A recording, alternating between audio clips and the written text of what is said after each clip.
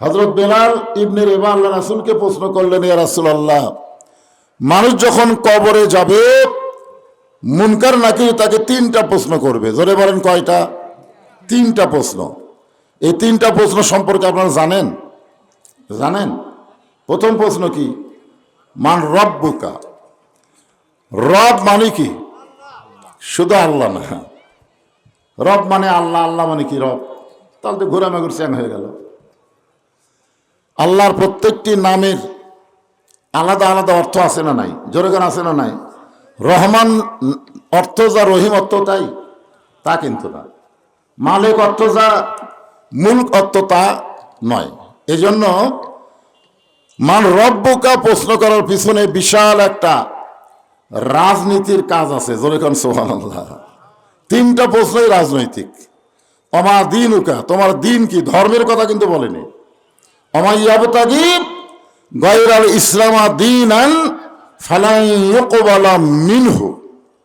ইসলাম ছাড়া অন্য কোনো জীবন ব্যবস্থা, মানুষের তৈরি আইনের ব্যবস্থা যদি কেউ গ্রহণ করে, আল্লাহ বলেছেন লা ইউকবালা মিনহু, সেটা কখনোই কবুল করা হবে না। তাহলে আমার দিনুকা এটা কি? ইসলাম তোমার ধর্ম না? এখানে দিন প্রশ্ন করা হয়েছে। আল্লাহ কোরআনে বলেছে আকিমুস সালাত, আবার পাশাপাশি বলেছে আকিমুদ্দিন, দিন কায়েম করো, নামাজ কায়েম হবে। জোরে খান কথা ঠিক কিনা? তৃতীয় প্রশ্ন করবে আমার নাবিউকা, তোমার নবীকে। এখানে নবী মানে শুধু নবী না, নবী হচ্ছেন আমাদের বিশ্ব নেতা। জোরে খান কথা ঠিক কিনা? তাহলে তোমাদের নেতাকে। তো যাই হোক, এগুলো প্রশ্নের উত্তর পরে হবে।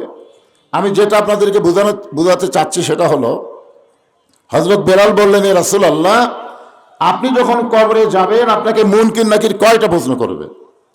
তা আল্লাহ রাসূল বলেন, বেলাল তোমার ধারণা কি? বলে আমার ধারণা আপনাকে দুটা করবে। কয়টা? তো আল্লাহ রাসূল একটু মুচকি হাসিতে বললেন, কোনটা বাদ দিবে? তো বলে, হুজুর আমার নাবিউকা এই প্রশ্ন আপনাকে করবে না, কারণ আপনি তো নবী। তাহলে আপনাকে আবার এই প্রশ্ন করে লাভ কি? আল্লাহ রাসূল এখানে চিকন একটা কথা বললেন, ছোট্ট করে একটা কথা বললেন, কোন মুমিন মুসলমান মৃত্যুবরণ করে যখন কবরে যাবে তাদেরকে এই তিনটা প্রশ্ন করা হবে। কিন্তু আমার যদি কবর না হয় তাহলে প্রশ্ন কেমনে করবে? এখান থেকে আমরা সবাই বিশ্বাস করব, ইসলামের আলো জ্বালায়া দিয়া নবী শুইয়া আছেন সোনার মদিনায়। আমাদের নবী মরে আছে না শুয়ে আছে? কথা বলেন, বিশ্বাস করে কথা বলতে হবে। বিশ্বাসে মিলাই বস্তু, তর্কে বহুদূর। তর্ক করলে কিছুই পাবেন না, বিশ্বাস করা লাগবে। এই যে দরুদ শরীফ পড়লেন, কোন জায়গা থেকে পড়লেন, কেমন করে পড়লেন, সব দরুদ নবীর কাছে পৌঁছায় দেওয়া হবে। এই জন্য দরুদ মনে মনে পড়লে হবে না, জবান খুলে সকলে বলি সাল্লাল্লাহু আলাইহি ওয়াসাল্লাম।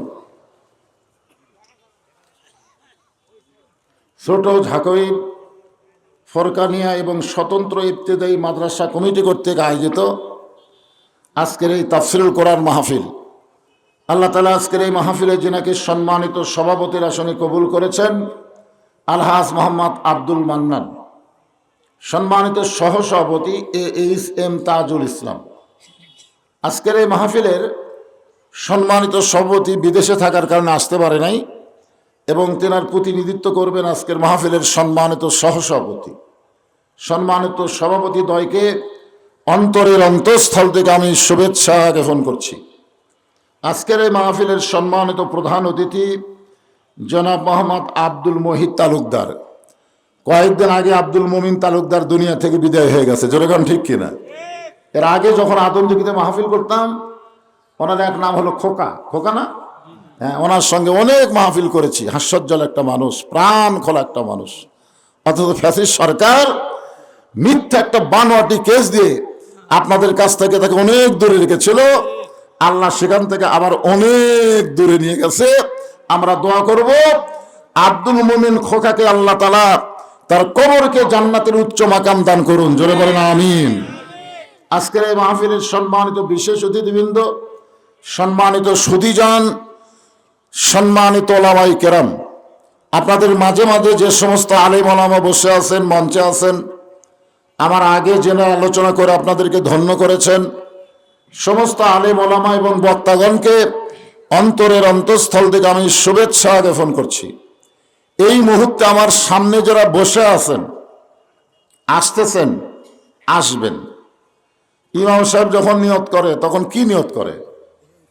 কোনোদিন ইমাম সাহেবকে শুনছেন যে আপনি যে নামাজে আমাদেরকে পিছনে নিয়ে নিয়ত করলেন, কি বলেন? তখন তিনি বলে আনা ইমামু লিমান হাজারা ওমা ইয়াহজুরু। এর মানে কি? আমি ইমাম যারা উপস্থিত এবং যারা উপস্থিত হবে।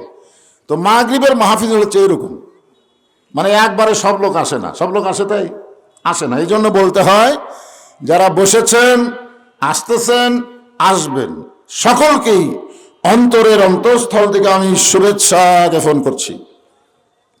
সম্মানিত মা বোনেরা, পর্দার অন্তরালে বসে যারা আলোচনা শুনতেছেন, আমি তাদেরকে শ্রদ্ধা জ্ঞাপন করে এই মুহূর্তে জানতে চাচ্ছি আপনারা সকলে কেমন আছেন? আলহামদুলিল্লাহ রাব্বিল আলামিন। যে আল্লাহ শারীরিক সুস্থতা দান করে, মানসিক প্রশান্তি, সুবহানাল্লাহ বলেন। গত বছর এই সময় কিন্তু শরীর অনেকের সুস্থ ছিল, কিন্তু মনের মধ্যে শান্তি ছিল না, কেমন একটা অস্থিরতা ভাব ছিল। জোরে কোন ঠিক কিনা? বিশেষ করে আমাদের মতন বক্তাদের আরো বেশি, না জানি কি হয়, না জানি কি হয়। আজরাইল ধরার আগে পুলিশ ধরার ভয়। জোরে কোন ঠিক কিনা? আসলে ধরা তো দুইটা একরকম না, একটা হলো পুলিশ ধরা, একটা হলো আজরাইল ধরা। আমরা কিন্তু গত 15 বছর খালি পুলিশ ধরার টেনশন করেছি, মাঝখানে যে আজরাইল ধরবে আমাদের খেয়ালই নেই। জোরে কোন ঠিক কিনা? পুলিশ কোন দিক দিয়ে আসতেছে আগে আমরা সেই খেয়াল করছি, কিন্তু আজরাইল কখন আসবে এইটা আমরা খেয়াল করতে পারি নাই। চরম একটা অস্থিরতা থেকে আল্লাহ আমাদেরকে স্থিরতা এবং প্রশান্তি দান করেছেন। এজন্য খুশি না বেজার?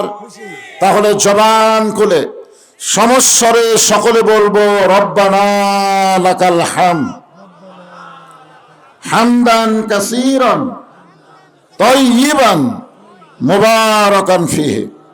আমরা প্রশংসা করলাম কার? এমনি এমনি না, বুঝা শোনা? হ্যাঁ, দুনিয়াতে কোনো বক্তার প্রশংসা করলে আপনার কোনোই লাভ হবে না, বক্তার দাওয়াত বেশি হবে। কোন নেতার প্রশংসা করলে আপনার কোনো লাভ নাই, বরং নেতার সামনে ইলেকশনে ভোট বেশি পাবে। জোরে কোন ঠিক কিনা? কোন ডাক্তারের প্রশংসা করেন, ডাক্তার রুগী বেড়ে যাবে, কিন্তু আমরা যারা প্রশংসা করলাম আমাদের কোনোই লাভ হবে না। কেবলমাত্র আল্লাহর প্রশংসা করলে আল্লাহর কোনো লাভ নেই। আপনি প্রশংসা করলেও আল্লাহ, না করলেও আল্লাহ। জোরে কোন ঠিক কিনা? আপনি যদি প্রশংসা না করেন আল্লাহর ক্ষতি হবে, যদি করেন আল্লাহর কোনো লাভ হবে। কিন্তু যারা আমরা প্রশংসা করলাম তারা এত লাভবান হয়ে গেলাম, আসমান এবং জমিনের ফাঁকা জায়গাটা প্রশংসা করার সাথে সাথে আল্লাহ নেকি দিয়ে পরিপূর্ণ করে দিল। এই যে চালাকি করে যারা সুবহানাল্লাহ বললেন, আসলে যারা বললেন না তারা হলেন বোকা, আর যারা সুবহানাল্লাহ বললেন তারা হলেন চালাক। কারণ সুবহানাল্লাহ বলা মাত্রই আপনাদের নামে যারা সুবহানাল্লাহ বললেন, আল্লাহ জান্নাতে একটা গাছ লাগাই দিল। আপনি বলেন তো বসে আছেন কোথায়? জান্নাতের বাগানে। আর গাছ লাগলো কোথায়? জান্নাতে। তো আপনি জান্নাতে সুবহানাল্লাহ বলে গাছ লাগানোর পরে আপনি জাহান্নামে যাবেন, এ কথা চিন্তা করলেন কেমনে? কারণ দুনিয়া থাকতে আপনার গাছ লাগলো জান্নাতের বাগানে। এই জন্য আল্লাহ রাসূল বলেছেন 3টা তসবিহ যার জবান দিয়ে অনায়াসে বের হয়ে যায়, বক্তার ঝাঁকিতে না, কোন সুবহানাল্লাহ এই ঝাঁকিতে না, এই ঝাঁকিতে না, আপন ইচ্ছায় 3টা তসবিহ যখন যেটা দরকার জবান থেকে যদি বের হয়ে যায়, রাসূল বলেছেন সে যত বড়ই পাপী হোক মরার সময় সে ঈমানের সাথে মৃত্যুবরণ করবে। 1 নম্বর হচ্ছে আলহামদুলিল্লাহ, সুবহানাল্লাহ, আল্লাহু আকবার। আপনি এই সুবহানাল্লাহ আলহামদুলিল্লাহ যদি বলেন আল্লাহ কিন্তু খুশি হবে, কিন্তু শয়তান বেজার হবে না। শয়তান কি হবে না? কারণ সুবহানাল্লাহ বলার মানুষের সাথে শয়তান থাকে, আলহামদুলিল্লাহ বলা মানুষের সাথেও শয়তান থাকে। কিন্তু যখন কোনো বান্দা আল্লাহু আকবার বলবে সঙ্গে সঙ্গে আল্লাহ খুশি হবে, শয়তান পালায়ে যাবে। এখন বাংলাদেশে কিন্তু সুবহানাল্লাহ আলহামদুলিল্লাহ ঠিকই আছে, কিন্তু আল্লাহু আকবার সবাই কবার চায় না। ধরে কোন ঠিক কিনা? এমন কতগুলো দল আছে যে দলের মধ্যে আল্লাহু আকবারই নেই, আল্লাহু আকবার আর কয়ই না। কি জন্য বলে না? কারণ এরা শয়তানের দল। জোরে কোন কার দল? শয়তানের দল। আল্লাহ আকবার কয়ে শয়তান তাড়াবি কোথায়? কারণ যে নিজে শয়তান, সে হজ করবার যায় যদি জামরায় পাথর মারে, শয়তান কিন্তু মুচকি মুচকি হাসে যে তোর সব জমি বেটাক দিয়ে বেটিক ফাঁকি দিয়ে হজ করবার, সে শয়তান পাথর মারতেছি, তুই তো বড় শয়তান রে। জোরে কোন কথা ঠিক কিনা? এই জন্য যারা শয়তানের দল করে তাদের জবান দিয়ে আল্লাহ আকবার উচ্চারণ খুব একটা হবার চাই। এই জন্যে যখন যেটা প্রয়োজন বলতে রাজি আছেন তো আলহামদুলিল্লাহ। ভাইজান যারা বসতেছেন, যে হারে লোক আসতেছে, একটু সাইজ হয়ে বসেন তো আপনারা। এরা মহাট পুকুরের মতোই হবে, শেষে আর বসার জায়গা হবে না ইনশাল্লাহ। রাতের মাহফিলের চাইতে সন্ধ্যার মাহফিলে মানুষের আকর্ষণ বেশি। এই সাইড থেকে একবার সাইজ হয়ে বসেন। বলা যাবে না তোমাদের লাইন উঠলে আবার বলবো যে চাপেন চাপেন, এটা বলা যাবে না। আপনার নিজের ইচ্ছায় সবার কাছে একটা বিশেষ আদালত, নাম হলো বিবেক। বিবেকের আদালতে আপনি প্রশ্ন করে দেখেন যে আমরা সবাই ভাই ভাই, আমাদের মধ্যে কোনো ফাঁক রাখার দরকার আছে নাকি? আপনি মাহফিলের বাইরে বিএনপি করেন, আওয়ামী লীগ করেন, জাতীয় পার্টি করেন, জামাত করেন, যা ইচ্ছা তাই করেন, কিন্তু সামিয়ানার ভিতরে ঢোকার পরে আর কোনো দল করা যাবে না। সমস্ত মুসলমানকে কোরআনের দল হওয়া লাগবে। যেরকম ঠিক কি না? এই জন্য আমরা ভাই ভাই, আমাদের মধ্যে কোনো ফাঁক ফোকর নাই। আমরা আল্লাহর প্রশংসা করার কারণ হলো আল্লাহ ভাগ্য গুণে আমাদেরকে বিশ্ব নবীর উম্মত হিসাবে কবুল করেছেন। আপনি কি কোনোদিন কপালের দিকে তাকাই দেখছেন? হুজুর কেমনে দেখা যাবে? কপাল তো দেখা যায় না। কপাল দেখা যায় না।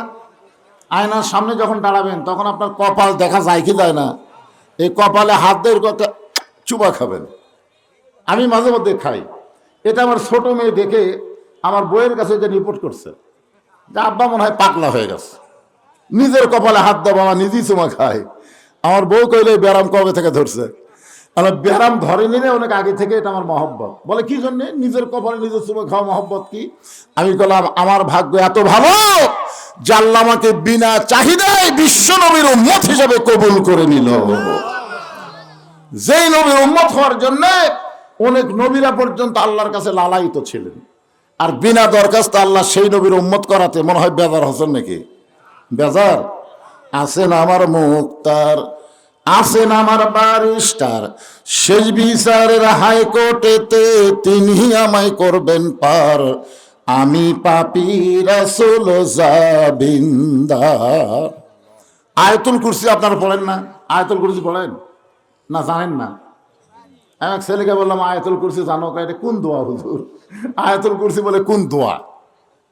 হ্যাঁ হাই রে, আয়াতুল কুরসির মধ্যে দেখবেন আছে মানজাল্লাযী ইয়াশফা ইনদাহু ইল্লা বিইজনিহি। আল্লাহ যখন জব্বার আর কাহার নাম ধারণ করে বিচারকের আসনে বসবে, ওই সময় কোন নবীরা পর্যন্ত আল্লাহর কাছে জানানোর সাহস পাবে না। সবাই বলবে আমার কি হবে, আমার কি হবে। শুধুমাত্র আমাদের নবীকে আল্লাহ তাআলা সুপারিশের অধিকার দিয়ে দিবেন।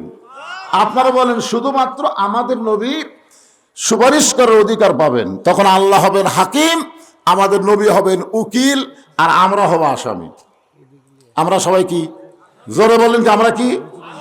হাকিমকে আল্লাহ, জোরে বলেন হাকিমকে, আর উকিলকে আমাদের নবী। আমাদের ব্যাপারে আমাদের নবী আল্লাহর কাছে ওকালতি করে, বারিস্টারি করে আমাদেরকে সুপারিশ করে জান্নাতে পৌঁছায় দিবে। তবে শর্ত হলো, রাসূল বলেছেন তুমি যত বড় পাপী হও না কেন, মৃত্যুর সময় ঈমানের সাথে যদি মরতে পারো তাহলে আমাদের সুপারিশ তোমাদের ভাগ্যে হবে। কত বড় একটা শর্ত দিচ্ছেন দেখছেন?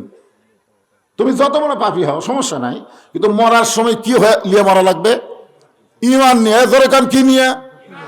এখন বর্তমানে বাংলাদেশে যে পরিবেশ চলতেছে, এই পরিবেশে ঈমান নিয়ে মরা খুবই কঠিন। আপনার বলেন তো পরিবেশ কেমন? আজকে আপনার এখানে কোরআনের মাহফিল করছেন, এখানে মেলা করার কি খুবই দরকার? জোরে খান, এখানে কি মেলা করার খুবই দরকার? আজকে যুবকেরা মেলার মধ্যে যে ঘুরঘুর করতেছে, কতগুলো যুবতী খালি জানলা খোলা বসে আছে যে আমার জন্য আজকে কি নিয়ে আসে। ঠিক ঠিক। আমি এটা শেরপুরের মধ্যে হবে। আমি ওয়াজ যখন জমা এনেছি, ইতিমধ্যে মেলার মধ্যে থেকে একটা বিশাল শব্দ শুরু হলো। ওয়াজ শুনতে শুনতে লোকজন সব মেলাত গেল। কি হলো? যায় দেখে দুলা ভাই তার শালিক নিয়ে মেলার মধ্যে গেছে চুরি পট্টি। মেলাতে আবার চুরি পট্টিও আছে। ওই চুরি বটির যে চুরি কিনতেছে, আর এক ছেলে আসে মনে করতেছে দুলা ভাই যদি শালিকলা ফিল্ডিং মারে তা আমি হাত দিলে ক্ষতি কি। ওই সেই হাত দিছে, ওরে বাবারে কাউমাও শুরু হয়ে গেছে। আপনারা বলেন তো দুলা ভাইয়ের সাথে যুবতী শালি যাওয়া যায় আছে? আর অকাম যে করছে ওই তো বুঝে শুনেই করছে। মাহফিল থেকে লোকজন মেলাত গেল। নিয়ম হলো কোরআনের অপোজিশনে শয়তানের কোনো আখড়া তৈরি করা যাবে না। আল্লাহ কোরআনে বলেন, وقال الذين كفروا لا تسمعوا لهذا القرآن والغوا فيه لعلكم تغلبون। আমরা যে কোরআন থেকে তাফসির শুনবো, এই যে আমার সামনে দেখেন, আল্লাহ তাআলা আমাদেরকে বলেছেন, এখানে আল্লাহ তাআলা একটু হিকমত করে বলেছেন, জালিকাল কিতাবু লা রাইবা ফিহ। আল্লাহ যদি বলতো হুদাল্লিন নাস, তাহলে কিন্তু হিকমত থাকতো না, কিন্তু আল্লাহ এখানে বললেন হুদাল্লিল মুত্তাকিন। এটা কোরআনের প্রথম আলিফ লাম মিমের পরেই এই আয়াত। আপনারা কি একবার খেয়াল করে দেখছেন যে কোরআন পাইকারি হারে সবাইকে হেদায়েত দিবে না, কেবলমাত্র যারা মুত্তাকি হবে তাদেরকে আল্লাহর কোরআন হেদায়েত দিবে। আমার আয়াতটা কি, ইয়া আইয়ুহাল্লাযীনা আমানুত্তাকুল্লাহ। কোরআন থেকে হেদায়েত নিতে গেলে মুত্তাকি হওয়া লাগবে। আর এখানে আল্লাহ ইমানদারকে লক্ষ্য করে বলতেছে আল্লাহর ভয় করা লাগবে। মুত্তাকির ব্যাখ্যা বিশাল, তবে কোরআনের প্রথমে আল্লাহ কিছু মুত্তাকির বৈশিষ্ট্য বলেছেন। তার মধ্যে এক নম্বর হচ্ছে আল্লাযীনা ইউমিনুনা বিল গায়ব, অদৃশ্যের প্রতি বিশ্বাস স্থাপন করা লাগবে। আমরা কি আমাদের দুই কাঁধে দুটো ফেরেশতা আছে, আমরা কি কোনোদিন দেখছি? কথা কয় না, দেখছি কোনোদিন? কিন্তু আপনারা কি বিশ্বাস করেন? বিশ্বাস করলে দরজা জানলা বন্ধ করে অশ্লীল ভিডিও কোনো যুবক দেখতে পারবে না।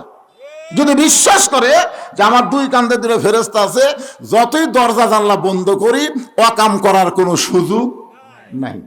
যদি বিশ্বাস করত তাহলে 10 জনের ভোট একলা দিবার পারত না। জোরে কোন কথা ঠিক কিনা?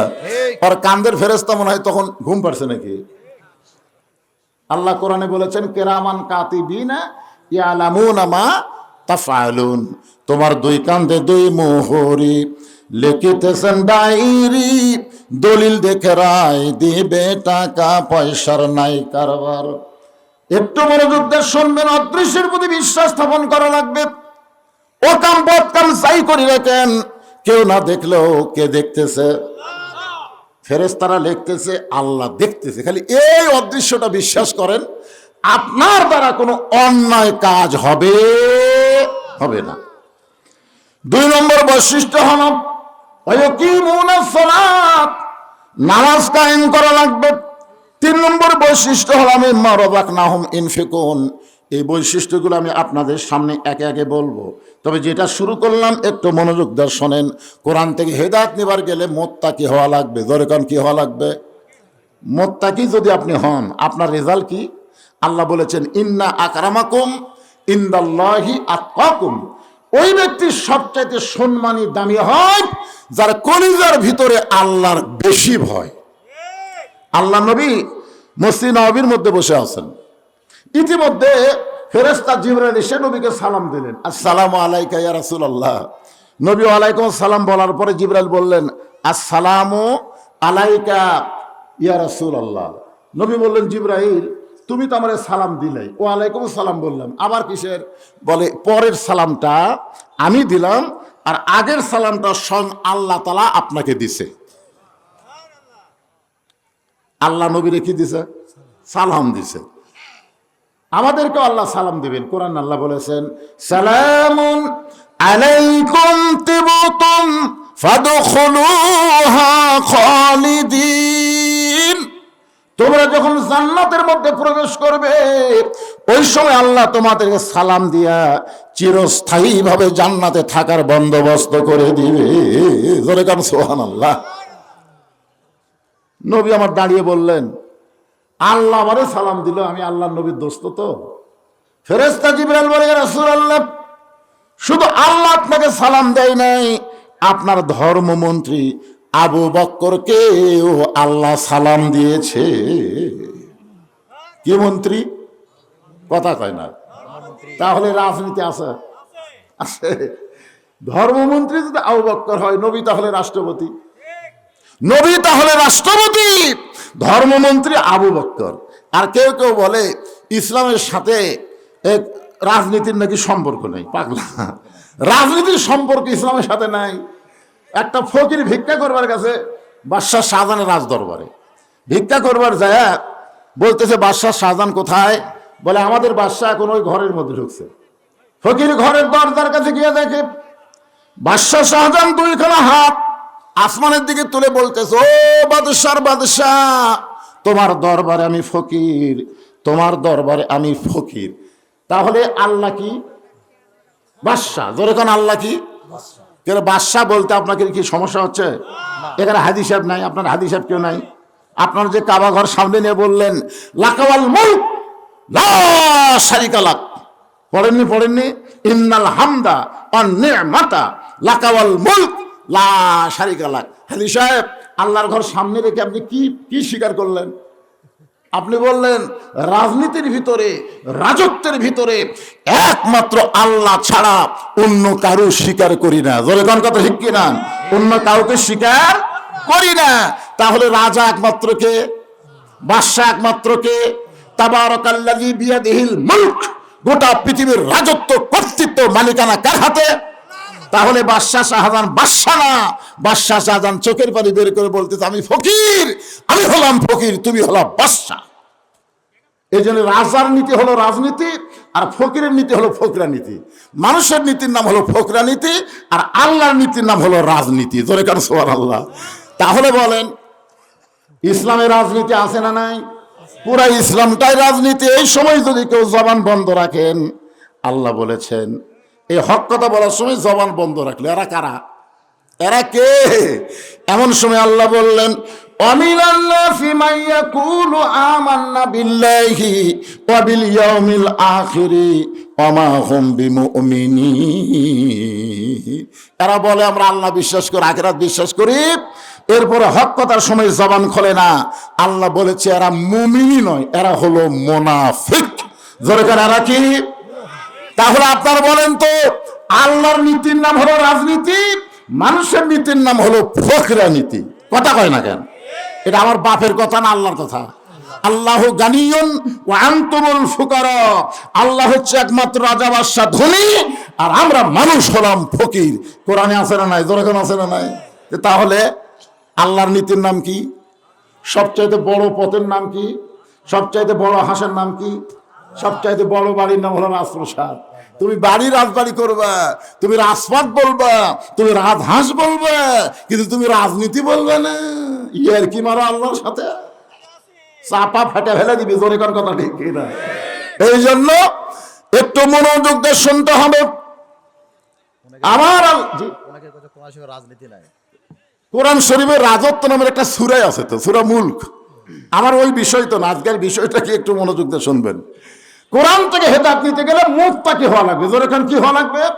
আর এই মুত্তাকির ব্যাখ্যা করতে গিয়ে বলতেছি, ফেরেশতা জিবরাইল বললেন ইয়া রাসূলুল্লাহ, আল্লাহ শুধু আপনাকে সালাম দেয় নাই, আপনার ধর্মমন্ত্রী আবু বকরকে আল্লাহ সালাম দিয়েছে। নবী বললেন জিবরাইল তুমি আমার কাছে যাওয়া আসা করো, আল্লাহ আমারে সালাম দিল, এই সালাম তুমি আমারে পৌঁছাই দিলে, কিন্তু আবু বকরকে আল্লাহ সালাম দিল, এই সালাম কে পৌঁছাবে? ফেরেশতা জিবরাইল বলতেছে নবী ছাড়া অন্য কারো কাছে যাওয়ার সুযোগ আমাকে আল্লাহ দেয়নি। কি ছাড়া? কথা কয় না কেন? নবী ছাড়া অন্য কারো কাছে যাওয়ার সুযোগ জিবরাইলের নাই। তাহলে আমি যদি যাওয়ার সুযোগ পাইতাম, তাহলে আল্লাহর সালাম আবু বকরকে আমি পৌঁছাই দিতাম, কিন্তু আমার যখন সুযোগ নাই, তাহলে আপনাকেই যাওয়া লাগবে। নবীকে বলতেছে তাহলে আপনার উপর দায়িত্ব হলো আবু বকরকে আল্লাহর সালাম পৌঁছায় দেওয়া। আল্লাহ রাসূল বলে জিবরাইল কোন আমলের কারণে আল্লাহ আবু বকরকে সালাম দিল, তুমি কি বলতে পারবা? তো জিবরাইল বলতেছে হুজুর আমি তো জানি না।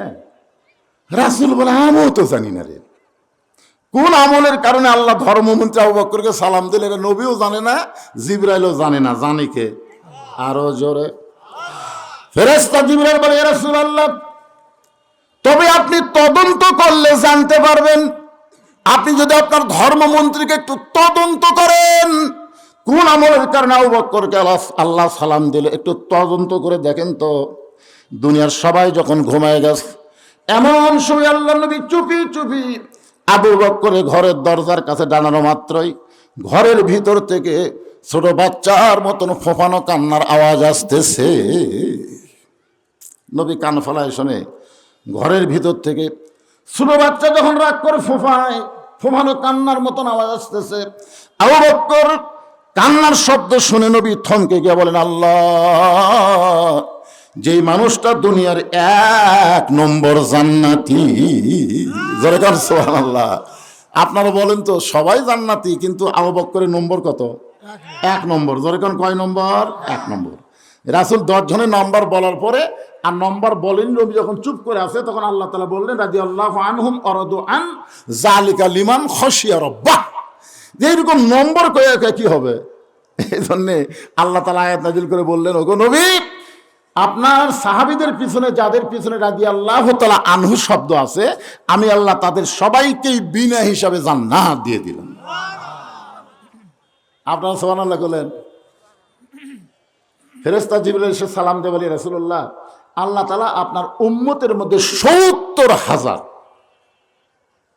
উম্মতকে বিনা হিসাবে জান্নাত দিবে।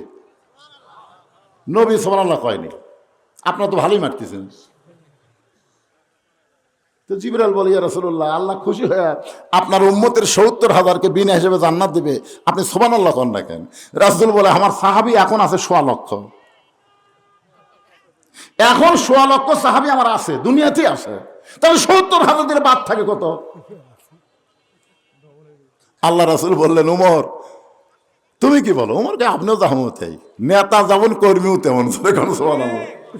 আল্লাহ রাসূল বলে, জিবরাইল ফেরত যা। আল্লাহ ফেরত যা, আমিও মানে নিবার পারিনি, আমার কর্মী উমরও মানে নিবার পারিনি, যা। ফেরেশতা জিবরাইল কই, ইয়া রাসূল আল্লাহ, আপনার নবীও খুশি না, তার উম্মতও খুশি না, কি দিলেন? আল্লাহ বলে, জিবরাইল, আমি তো লেখা ফেলা দিছি, কলম লেখা ফেলা দিছি, আর তো পরিবর্তন করার সুযোগ নাই। তবে নবীর কাছে গিয়া বলো, প্রত্যেক ৭০,০০০-এর এক একজন করে ৭০,০০০কে সঙ্গে নিয়ে বিনা হিসাবে জান্নাতে চলে যাবে। এখন ক্যালকুলেটরতে হিসাব করলে দেখা যায় যে আমাকেও আল্লাহ যাবার সুযোগ দিবার পারে। ধরে কোন কথা ঠিক কিনা? আসুক আসুক আসুক। প্রধান অতিথির আগমন, শুভেচ্ছায় স্বাগতম। লিল্লাহি তাকবীর, আল্লাহু আকবার। প্রধান অতিথি আমরা বরণ করে নিচ্ছি, সময় মতো ইনশাআল্লাহ তাকে অবশ্যই মাইক দেওয়া হবে, ফ্লোর দেওয়া হবে, কোনো টেনশন। আপনার বসেন তো এই দরজা খাড়ায় থাকার জন্য, দরজা খাড়া হওয়ার জন্য। আপনার বলেন তো, দরজা কি জন্য রাখে? খাড়া হওয়ার জন্য না ঢোকার জন্য? তো এইভাবে পাশের মতন খাড়া থাকলে তো হবে না। ঢোকেন, বসেন। আর আপনাদের বলেছি জমা জমা বসা লাগবে, আপনাদের ইচ্ছাই। বিবেকের আদালতে আমি বিচার দিয়েছি, আপনার সামনে কোনো ফাঁকা না রেখে একটু জমে জমে সামনে চেপে চেপে বসেন। আলহামদুলিল্লাহ।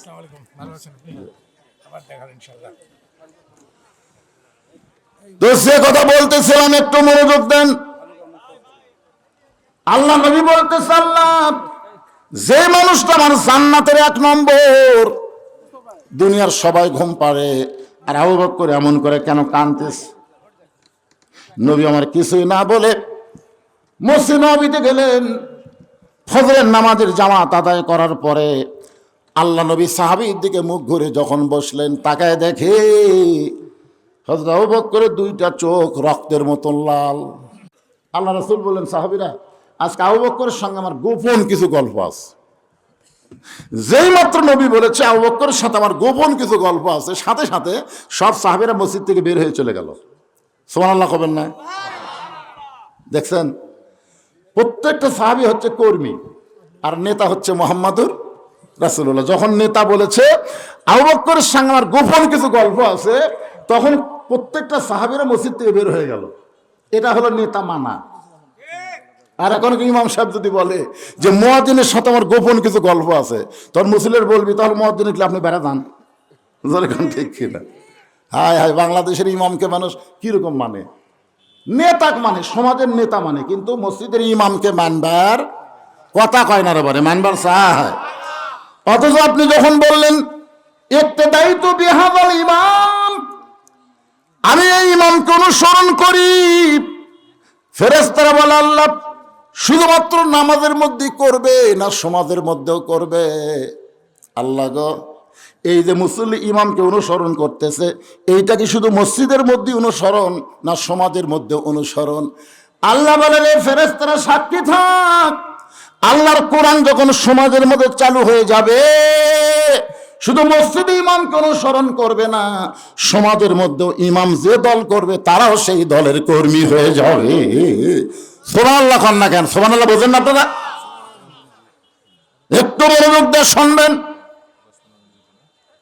সমস্ত সাহাবী যখন বাইরে গেল, এমন সময় আল্লাহ নবী আবু বকর, তুমি কি বলতে পারবা আরশের আল্লাহ তোমাকে কোন আমলের কারণে সালাম দিয়েছে?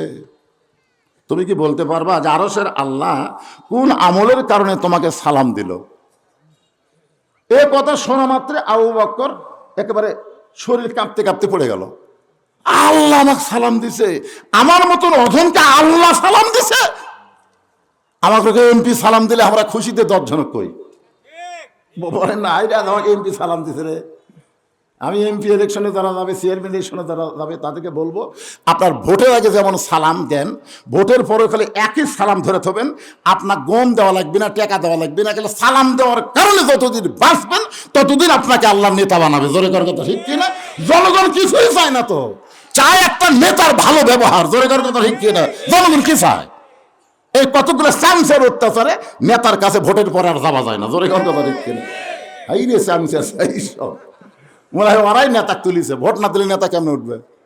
হ্যাঁ, এই জন্য সালাম ভোটের আগে যেমন হবে, ভোটের পরে তেমন সালাম থাকবে। একটা মানুষের অন্তরকে জয় করতে গেলে সালামের চাইতে বড় উপহার আর কিছুই নাই। জোরে কর কথা ঠিক কিনা ভাইজান? আবু বকর কান্দার বলে, রাসূলুল্লাহ কোন আমলের কারণে আল্লাহ আমারে সালাম দিয়েছে আমি বলতে পারবো না।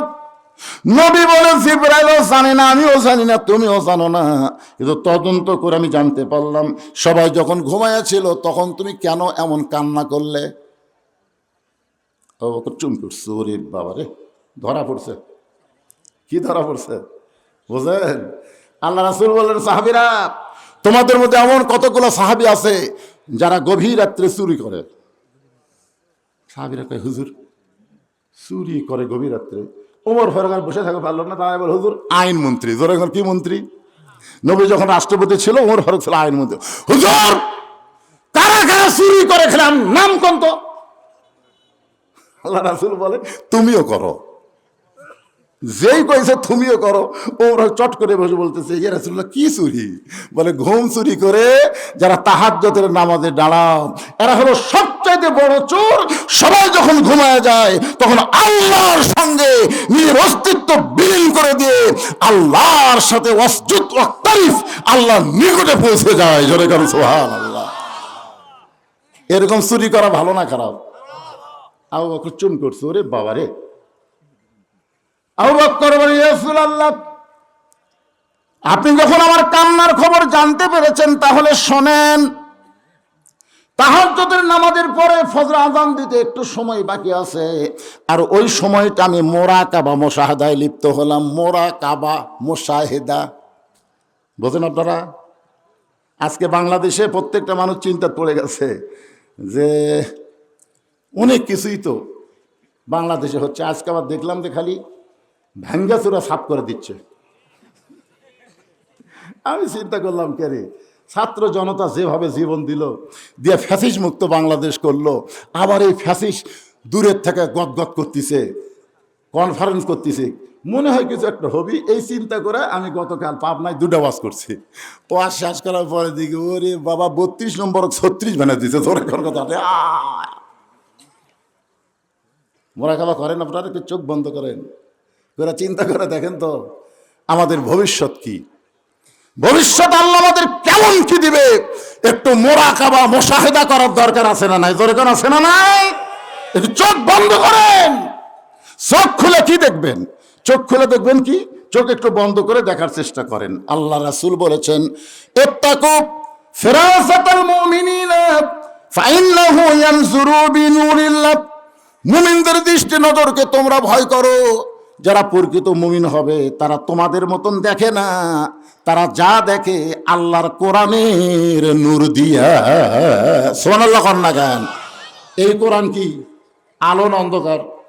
যখন আলো না অন্ধকার, তাহলে কোরআন শরীফ হাতে নিয়ে কোরআনের নূর দিয়ে চোখ বন্ধ করে একটু দেখেন ভাইজান, দেখেন, একটু দেখার চেষ্টা করেন। আমাকে দেখাচ্ছে হুজুর এটা আমার বাসা, বাসার গেটের দিকে তাকে আমার চোখ দিয়ে পানি আসলো। এরকম গেট বানানোর টাকা আমার নেই, পিতল দিয়ে গেট বানাচ্ছে, তামা দিয়ে কয়েক লক্ষ টাকা খরচ করে গেট বানাচ্ছে। তা আমি বললাম, কে ভাই এটাই তোমার বাড়ি? লব উল্টা কয়, হুজুর আসলে আলেমরা মূর্খ। আমি বললাম, কেন? এই কোটি কোটি টাকা খরচ করে বাসা করছি, আর আপনি করেন এটা আপনার বাড়ি? এটা বাড়ি? আমি বললাম, ভাই তাহলে এটা কি? এটা বাসা হুজুর। তখন আমি আব্দুল আলিমের একটা গান শুনালাম, এপারে তোর বসত বাড়ি, ওই পারে তোর বাসা, এপারে তোর বসত বাড়ি, ওই পারে তোর বাসা। ভবদরিয়ায় পাড়ি দিতে, ভবদরিয়ায় পাড়ি দিতে কেমনে করলি আশা, এপারে তোর বসত বাড়ি, ওই পারে তোর বাসা।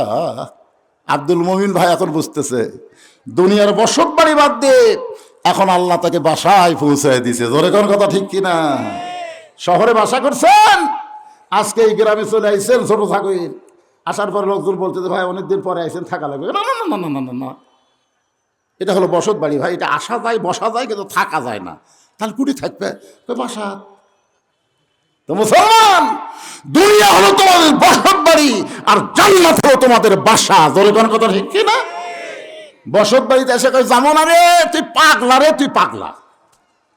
বসত বাড়িতে দুদিন বসত করা যায়, চলতে পথে 2 দিন থামিলাম, যাবার কালে একজন আরো দেখা না পাইলাম। আমি চলতে পথে 2 দিন থামিলাম, যাবার কালে একজন আরো দেখা না পাইলাম। ও আমার সাদের মালা যায় রে ছিঁড়ে, রইব না আর বেশি দিন তোদের মাঝারে। যেই কইলাম ভাইজান, আব্দুল আলিম যে কইল এ পারে বসত বাড়ি, ওই পারে বাসা, তাহলে তোমারটা কি? তোর হুজুর বুঝি না হুজুর। বুঝবো কখন? কখন বুঝবি? চোখ মুজিলে দুনিয়া আন্ধার, কোথায় বাড়ি কোথায় ঘর, যাইতে হবে অন্ধকার কবর। আবু বকর বলে, রাসূলুল্লাহ সবাই যখন ঘুমায় গেছে, এমন সময় মুরাকাবার হালত আমি দেখতে পাই। আমার আল্লাহ ডাক দেয়া বলে, আজকে সবাইকে আমি জান্নাত দিয়ে দিলাম, শুধু একজনকে আমি জাহান্নাম দিব। আমার এত বড় ভয়, ওই একজন ব্যক্তি যদি আবু বকর হয়। আমি যদি 50 বারও বলি, ওই যাচ্ছে তাই না, মাথার ধরি না। আসলে লোক যে হারে আসা শুরু হলো, কি করবেন কোন? তো এই মহিলা প্যান্ডেলও হচ্ছে না এখন, তো মহিলাদের ওয়াজ ধরিনি কিছুক্ষণ পর ধর্ম। মায়েরা খালি সেই অনেক দিন থেকে শোনেনি, তো আজকে শোনার জন্য চলে আসে। মাশাআল্লাহ, মেয়েদের জন্য খুবই ভালো আজকের মাহফিল, কারণ সন্ধ্যার সময় এর কোনো সমস্যা হয় না, দিনের বেলা আলো ভালো হয়।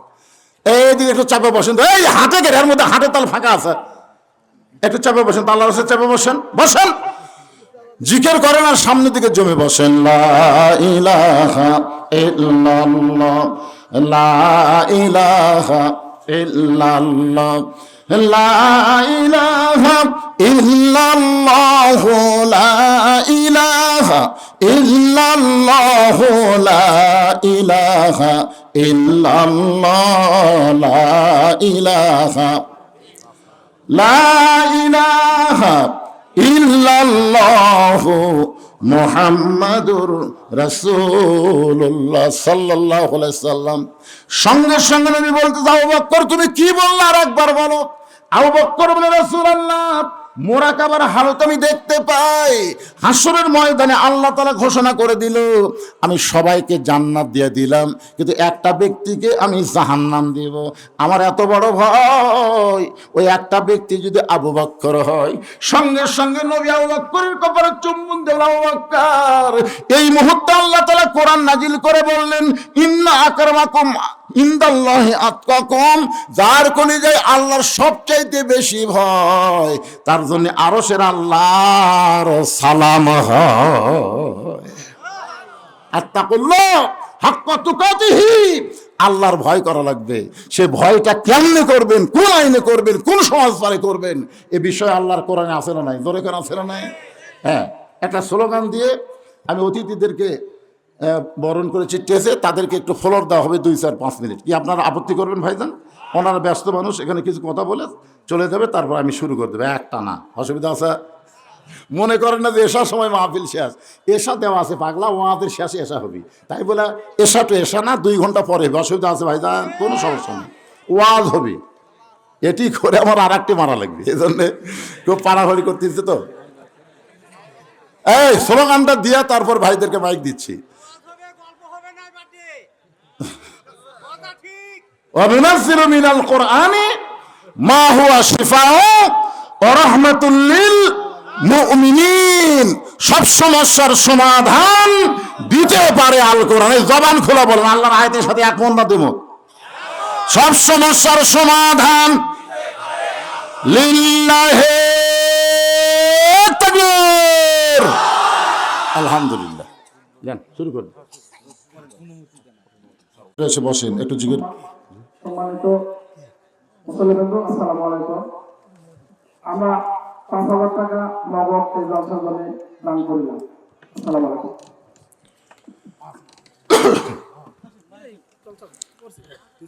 লা ইলাহা ইল্লাল্লাহ। আরো দুইটা আছে আমারও দোয়া করতে হয়।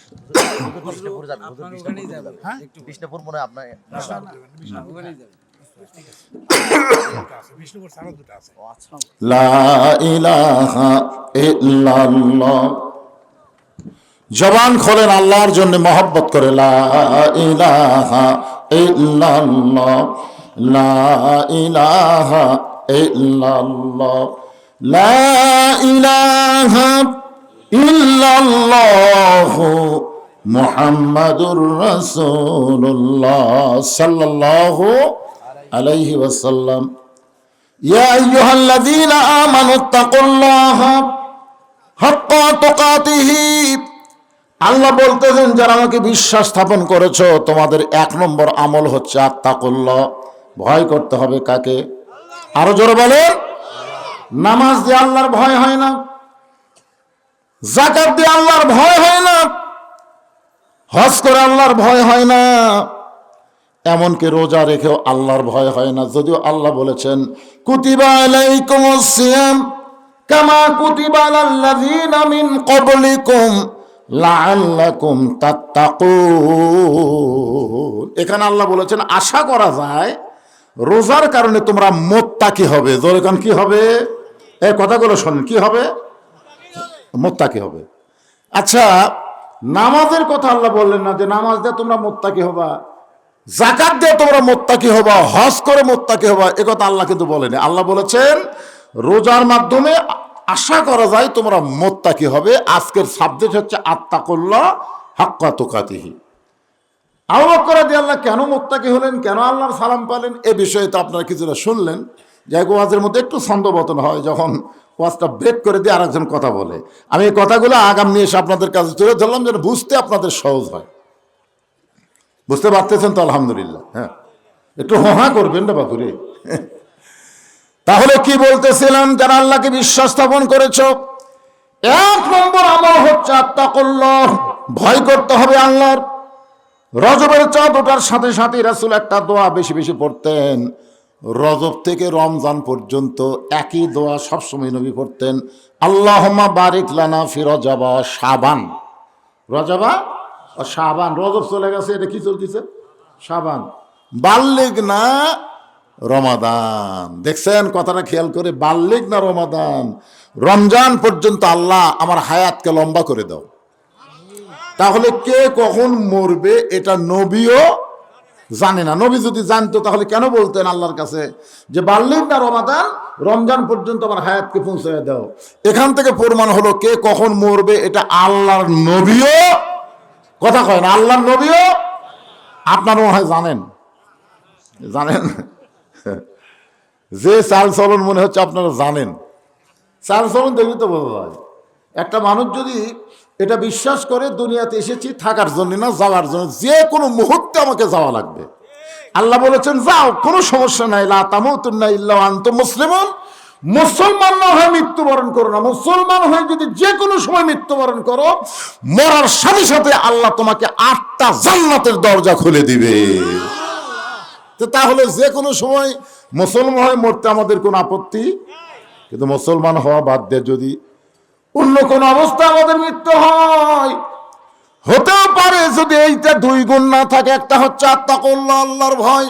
2 নম্বর হাক্কা তুকাতিহি, নিয়ম মতো ভয়। শুধু ভয় করলে হবে না, নিয়মের মধ্যে ভয় করা লাগবে। নামাজ ফরজ হয় কখন? 7 বছরে তালিম দাও, আর 10 বছর থেকে জোর করে নামাজ ধরাও। তাহলে নামাজ ফরজ হয়েছে কখন? কে আবার বুঝা পারলে না, হাদিসটা বুঝলেন না। 7 বছর থেকে তালিম দাও আর 10 বছর থেকে জোর করে মারধর করে পড়াও, তাহলে বোঝা গেল নামাজ ফরজ হলো 10 বছর থেকে। আপনি ধরলেন কখন? না না, কখন ধরলেন?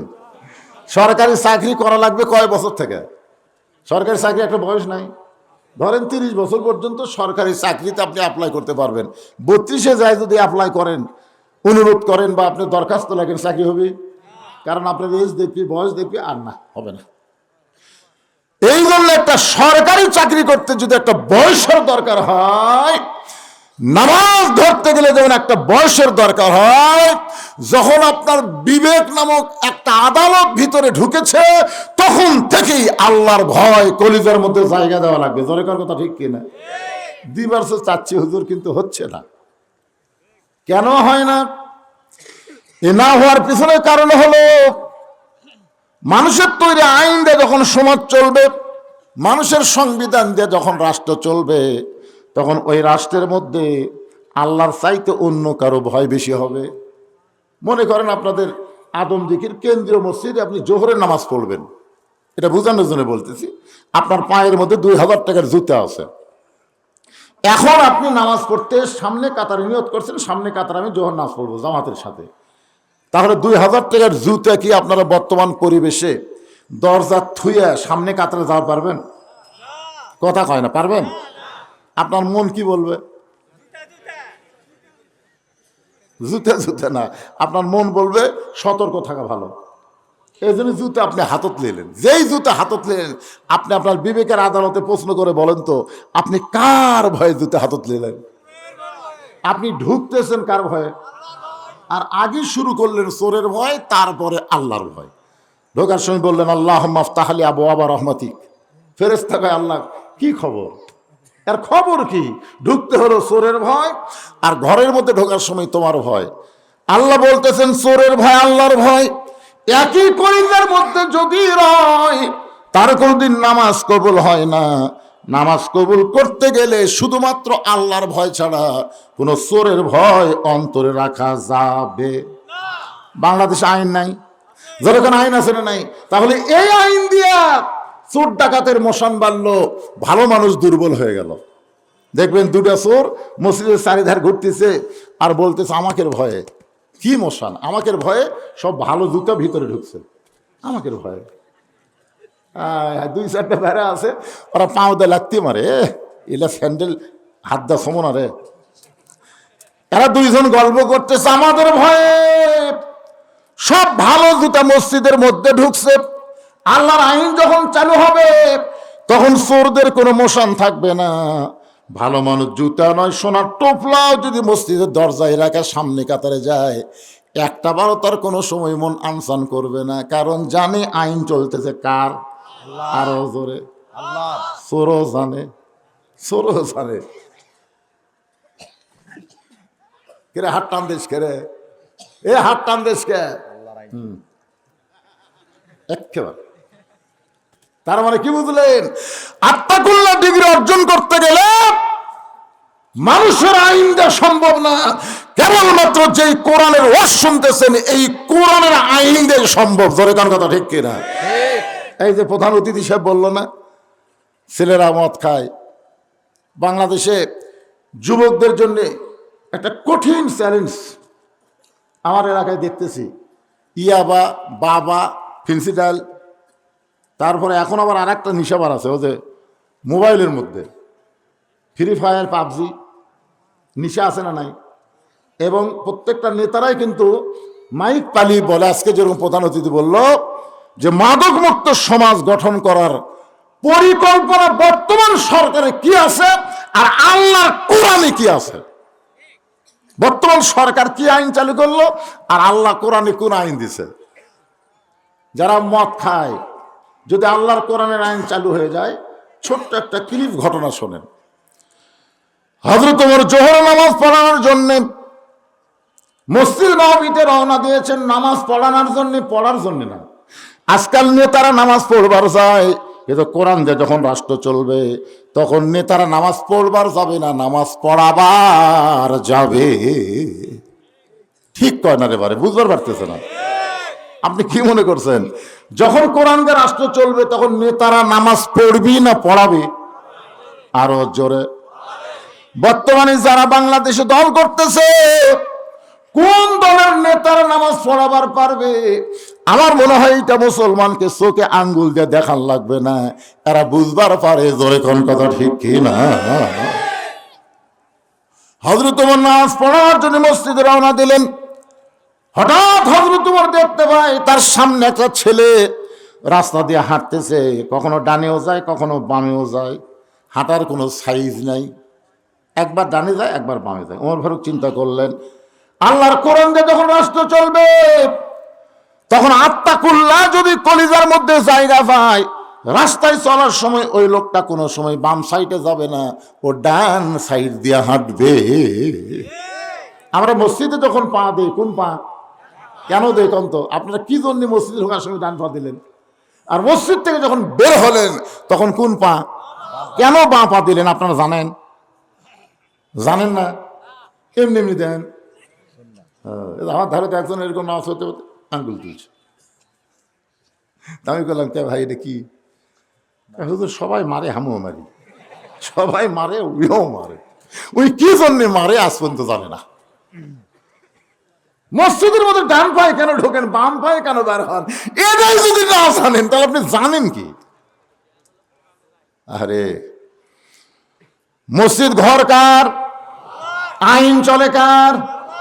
আপনি বিশ্বাস করে নিছেন, আপনি যেই দলই বাহিরে করেন, মসজিদের মধ্যে ঢুকলে আপনার দলের কর্তৃত্ব থাকবে না, আমার আল্লাহর হুকুমের কর্তৃত্ব চলবে। জোরে কোন কথা ঠিক না? মসজিদের মধ্যে কাতার করার সময় আওয়ামী লীগ, বিএনপি, জাতীয় পার্টি, জামাত, তাবলিগ, পীর মুরুদি সবাই পায়ের গোড়ালির দিকে তাকায়, গোড়ালি মিল করে কাতার সোজা করে দাঁড়ায়। ফেরেশতা বলে, আল্লাহ, এরা মসজিদের বাহিরে 14 দল 20 দল, কিন্তু মসজিদের মধ্যে এক কাতার। আল্লাহ বলে, আইন চলে মসজিদে আমার। আল্লাহর আইনে তো ডান পাইরে পাগল।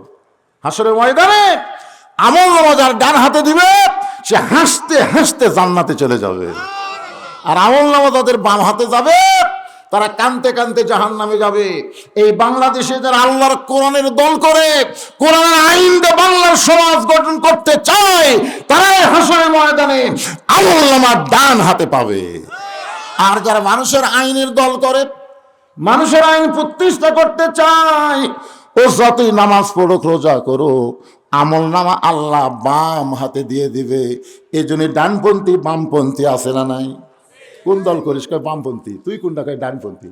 ডান আর বাম, দুনিয়াটা হলো বাম, যখন বাইরে হয় তখন কোন পা? কথা কয় না। কি জন্যে? দুনিয়া বামপন্থী, দুনিয়ার আইন বামপন্থী, দুনিয়ার সংবিধান বামপন্থী, আর আল্লাহর ঘর হচ্ছে ডানপন্থী। আমরা কোনটা চাই, ডান চাই না বাম চাই? একটু জোরে বলেন, একটু মনোযোগ দিয়ে শুনতে হবে। ওমর ফারুক চমকে গেলেন, আল্লাহর কোরআন দিয়ে রাষ্ট্র চলে, আর এই ছেলেরা কখনো ডানে যায় কখনো বামেও যায়। উমর ফারুক দ্রুত গতিতে ছেলেটার সামনে গিয়া সালাম দিলেন, আসসালামু আলাইক। কে রে? সালাম দিবার যায় দেখে যে আমারই বেটা। তাই বলে কি বেটা সালাম দেওয়া যাবে না?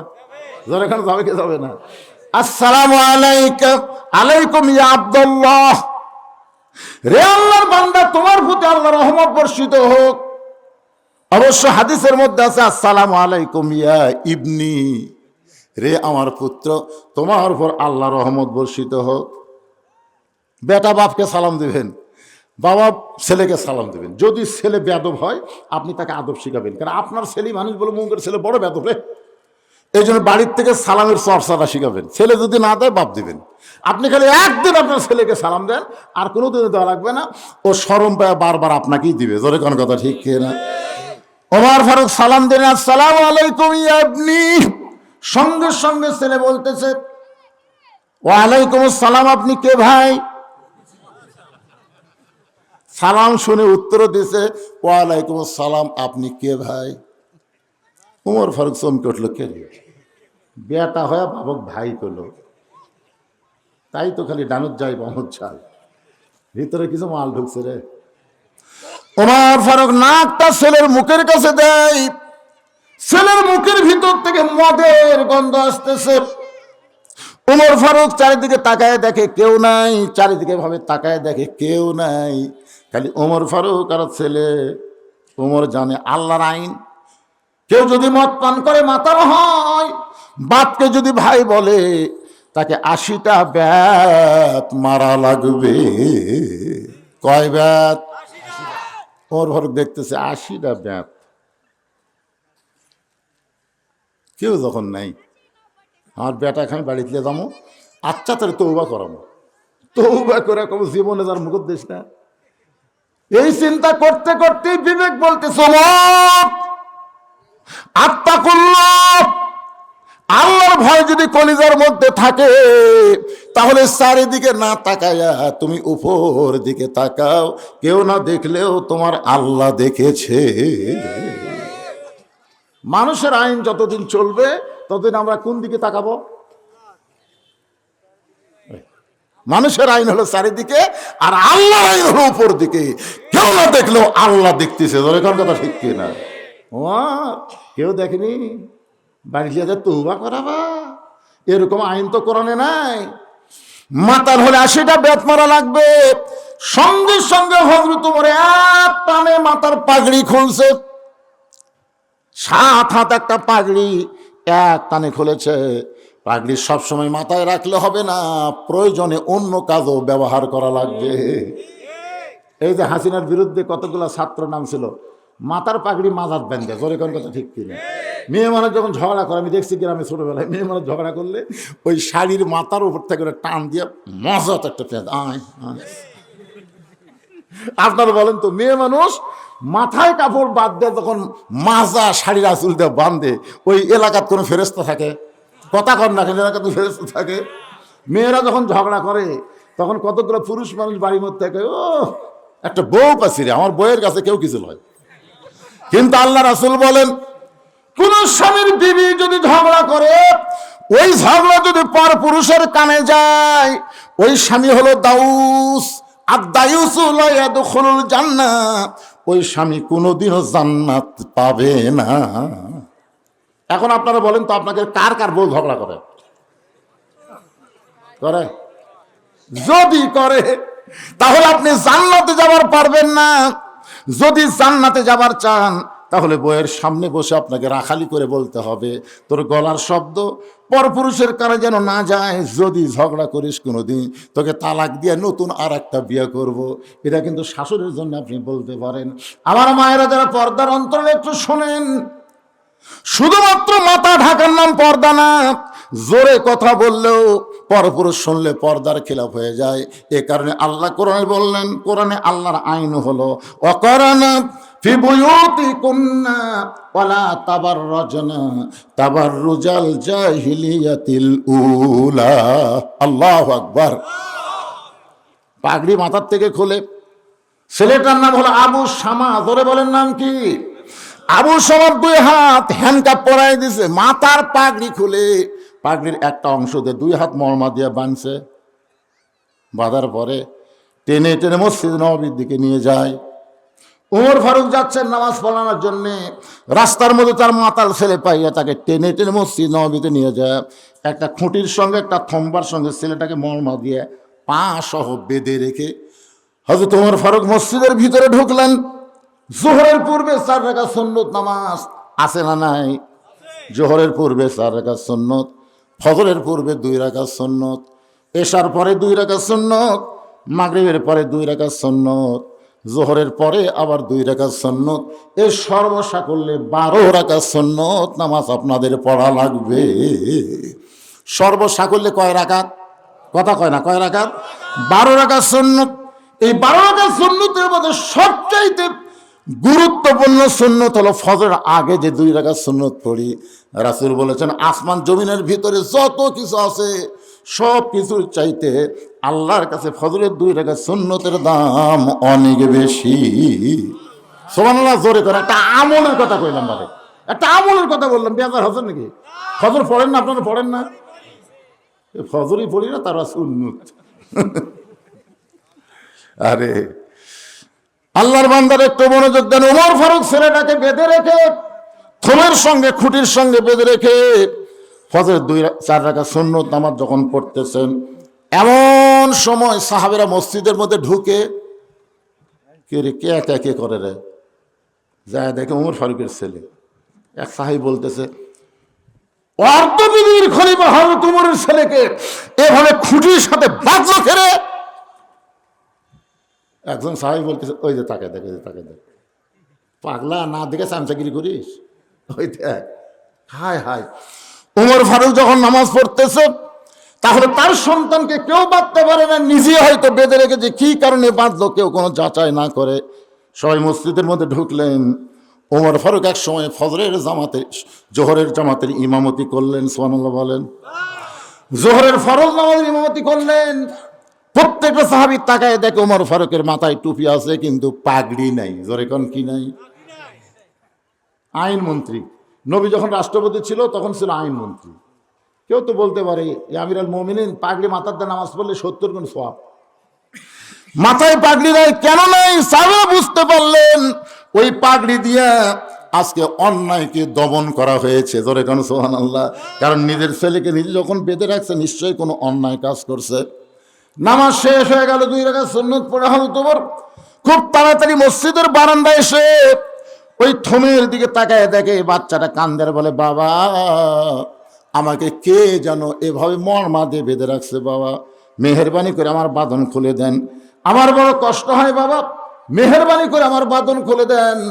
ওমর ফারুক আবু সামাদ দিকে তাকায় চোখ দিয়ে দর দর করে পানি পড়তেছে। কান্দার কারণ হলো 2টা।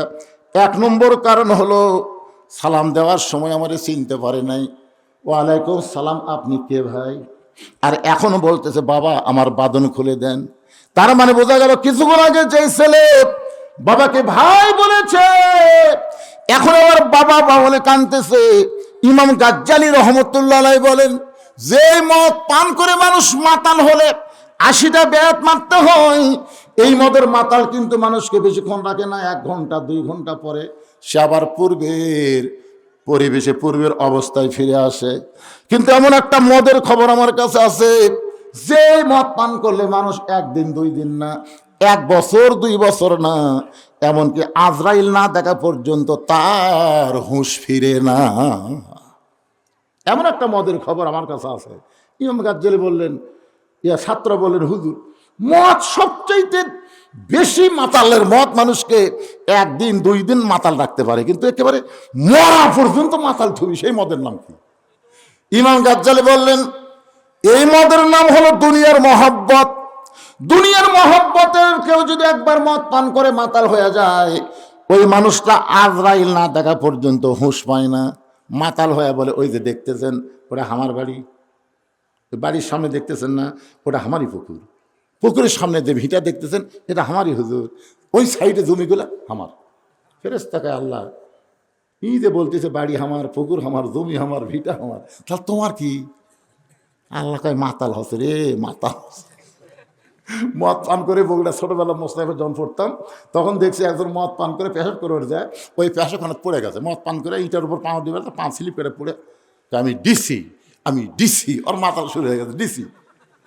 যাই যাচ্ছে তাই বলছে ডিসি তো পেশাব খানাত পড়ে আছে রে। আপনার বলেনি ডিসি, পেশাব খানাত আমি ডিসি। ওই যখন হুঁশ ফিরে পাবি তখন কবি আমি কি করেছি রে এটা। আরে পাগলা, একটা পেশাবখানার যে দাম আছে এই দুনিয়ার দাম আল্লাহর কাছে নাই। জোরে কোন কথা বলেন না কেন ভাইজান? আর আপনি বলেন ওই বাড়ি আমার, ওই পুকুর আমার, ওই জমি আমার, ফেরেশতাকে আল্লাহ, সবই তো তোমার, কিন্তু এই যে হামার করতেছে। আল্লাহ কায় মাতাল হস রে, মাতাল হস। وأنفقوا مما رزقناكم من قبل أن يأتي أحدكم الموت فيقول ربي لولا أخرتني إلى أجل قريب। আল্লাহু আকবার। মৃত্যু যখন আজরাইল সামনে আসবে, আসে বলবে ভাই চ যাই, তো বলবি তুই কে রে? কেবল 4 তলা 3 তলা হচ্ছে রড বার করে থুসি, 4 তলা কমপ্লিট না করলে কোথাও যাবো না রে, তুই কে রে আমার যাবার কষ্ট? তখন ভাই আপনার চেনেন নি, আমি আজরাইল ভাই। কান্দিস কে রে? তুই কি মনে করছিস তোর কাছে আজরাইল আসবি না? তুই 4 তলার ভিত দিছু, 3 তলা হচ্ছে 4 তলা হয়নি, ও তুই মনে করছিস আজরাইল 4 তলার পরে আসবি? ভাই তখন কয় ভাই এই বাড়ি সয় সম্পত্তি জমি এগুলো করবার যায়, আমার যে মরা আছে মনেই নাই। ও ভাই রে, 1টা বছর আমার টাইম দে ভাই, 1টা বছর। আমি ওই যে শেষ দাঁত পড়বো, আমি আর উঠবো না, আল্লাহ ছাড়া কেউ নাই রে, আর আমি দুনিয়া করবো না, আমি সব আল্লাহ দেবো ভাই, সব আল্লাহ দেবো ভাই। তুই কাল আমাকে 1টা বছর সময় দে ভাই। তখন আজরাইল বাম হাতে একটা চড় মারবি, চড় একটা পেশাব পায়খানা করে ফেল দিবি। দেখবেন গোসল করা অনেক মানুষ যারা গোসল করায় তারা বলে 2-1টা লাশ গোসল করানো হল, পেশাব নাই পায়খানা নাই, আর 2-1 টাকার কাপড় তোর মেকে ফেলে দে। আমি বলি আজরাইল হাতে চড় খাসা। এই শয়তান, তুই যে বলতেছিস সব আল্লাহ দেবো, তোর কি? এই তোর কি রে? তুই যে আল্লাহ দিবার শেষ, আল্লাহ তো তোকে দান করছে রে, আল্লাহ দেওয়া সম্পদ তুই নিজের করে লিছু, তুই মাতাল হসু, এখন আজরাইল থেকে তোর হুঁশ ফিরে যাচ্ছে। এর নাম হলো দুনিয়ার মহব্বত। জোরে গান, এর নাম কি? দুনিয়ার মহব্বত। আল্লাহ বলেছেন দুনিয়ার মহব্বত যখন কলিজার মধ্যে আসবে, ওই মহব্বতের মদ পান করে এমন মাতাল হয়ে যাবে, সে যে দুনিয়া থেকে যাবে এই কথা তার মনেই থাকবে না, এই কথা তার মনেই হবে না। আল্লাহ কোরআনে বলছেন যখনই মৃত্যু তার সামনে চলে আসবে তখন আজরাইলকে ঘুষ দিবার চাবে, কিন্তু ঘুষ তো আজরাইল নিবে না, কারণ কোন সম্পত্তি ঘুষ দিবে? সব সম্পত্তির মালিককে। কথা কন না কেন? ওসমান গনিকে রাসূল ডাক দেবার, ওসমান আল্লাহ তোমাকে এত সম্পদ দান করেছে, এত সম্পদ, তুমি কি বলতে পারো তোমার সম্পদের পরিমাণ? ওসমান গনি বলে ইয়া রাসূলুল্লাহ, বড় কঠিন প্রশ্ন করলেন, তবে আমাকে আল্লাহ যত সম্পদ দিয়েছে এই সম্পদ রাখার যে গুদাম আছে, এই গুদামে তালা দেওয়ার পরে যে চাবি থাকে, এই চাবি টানতে একটা উট হিমশিম খায়। সুবহানাল্লাহ বলেন না? আপনারা বুঝবার পারেননি, মানে যত সম্পদ আছে সম্পদ রাখার যে গুদাম হয়, এই গুদামও তালা দেওয়ার পরে যে চাবি থাকে না, তালা দেওয়ার পরে যে চাবি থাকে, এই অসংখ্য চাবি টানতে একটা উট হিমশিম খায়। আল্লাহ নবী ডাকতে বললেন, ওসমান এত সম্পদ আল্লাহ তোমাকে দান করেছে, এখন যদি আল্লাহ তোমার সম্পদ ফেরত চায় তুমি কি দিবা? ওসমান গনি এক দৌড়ে গিয়ে উটির রশি ধরে টেনে এনে রাসূলের হাতে বলতেছে, হুজুর গুদাম না, গুদামের সম্পদ না, তালা না, চাবি না, এই উট সহ আল্লাহ দিয়ে দিলেন। নবী কয়, ওসমান সবই আল্লাহ দিলে? দিলাম তো, তাহলে তোমার জন্য রাখলা কি? ওসমান গনি বলে, ইয়া রাসূলুল্লাহ আমার ডান পাশে হলো লা ইলাহা ইল্লাল্লাহ, আর বাম পাশে মুহাম্মদ রাসূলুল্লাহ, আল্লাহ ছাড়া আমার আর কিছু দরকার না। সঙ্গে সঙ্গে নবী বলেন, আল্লাহ চাহিদা মাত্র ওসমান তার বাহককে সব দিয়ে দিছে। ওসমান নিজের জন্য আল্লাহ নবী ছাড়ার কিছুই রাখেন নাই। আল্লাহ গো ওসমান পরীক্ষার রেজাল্ট কি হলো? আল্লাহ বলেন, হাবিব আমার গানি ডিগ্রি, আল্লাহু গানিয়ুন ওয়া আনতুমুল ফুকারা, আমি আল্লাহ যে ধনী গানি, আমার গানি ডিগ্রিটা আমি আমার ওসমানকে দিয়া দিলাম। লিল্লাহি তাকবীর। এই ওসমান গনির ওয়াজকে আপনাদের বিশ্বাস হলো? এটা কি বিশ্বাস হলো? কথা কয় না, বিশ্বাস হলো? কাদের বিশ্বাস হচ্ছে একটা হাত তোলা দেখান তো দেখি। যারা বিশ্বাস করছেন, বিশ্বাসে মিলাই বস্তু তর্কে বহুদূর, মাশাআল্লাহ হাত নামান। তো তাহলে 5 মিনিটের মধ্যে এই যে মাদ্রাসা, আমি ওয়াজ আরো 1 ঘন্টা করবো, অসুবিধা নাই, কিন্তু আমাকে বলছে হুজুর একটু মিডল পয়েন্টে আপনি একটু জনগণকে বলবেন তারা যেন এই মক্তব মাদ্রাসা ইত্যাদি মাদ্রাসার যদি কিছু দান করেন। যদি বিশ্বাস হয় পকেটে হাত দেন যে হুজুর আমার জীবনের শেষ দান মনে করে আমি আল্লাহর রাস্তায় দিয়ে দিলাম, আল্লাহ দিয়ে দিলাম, আর আল্লাহ থাকলে তো যথেষ্ট।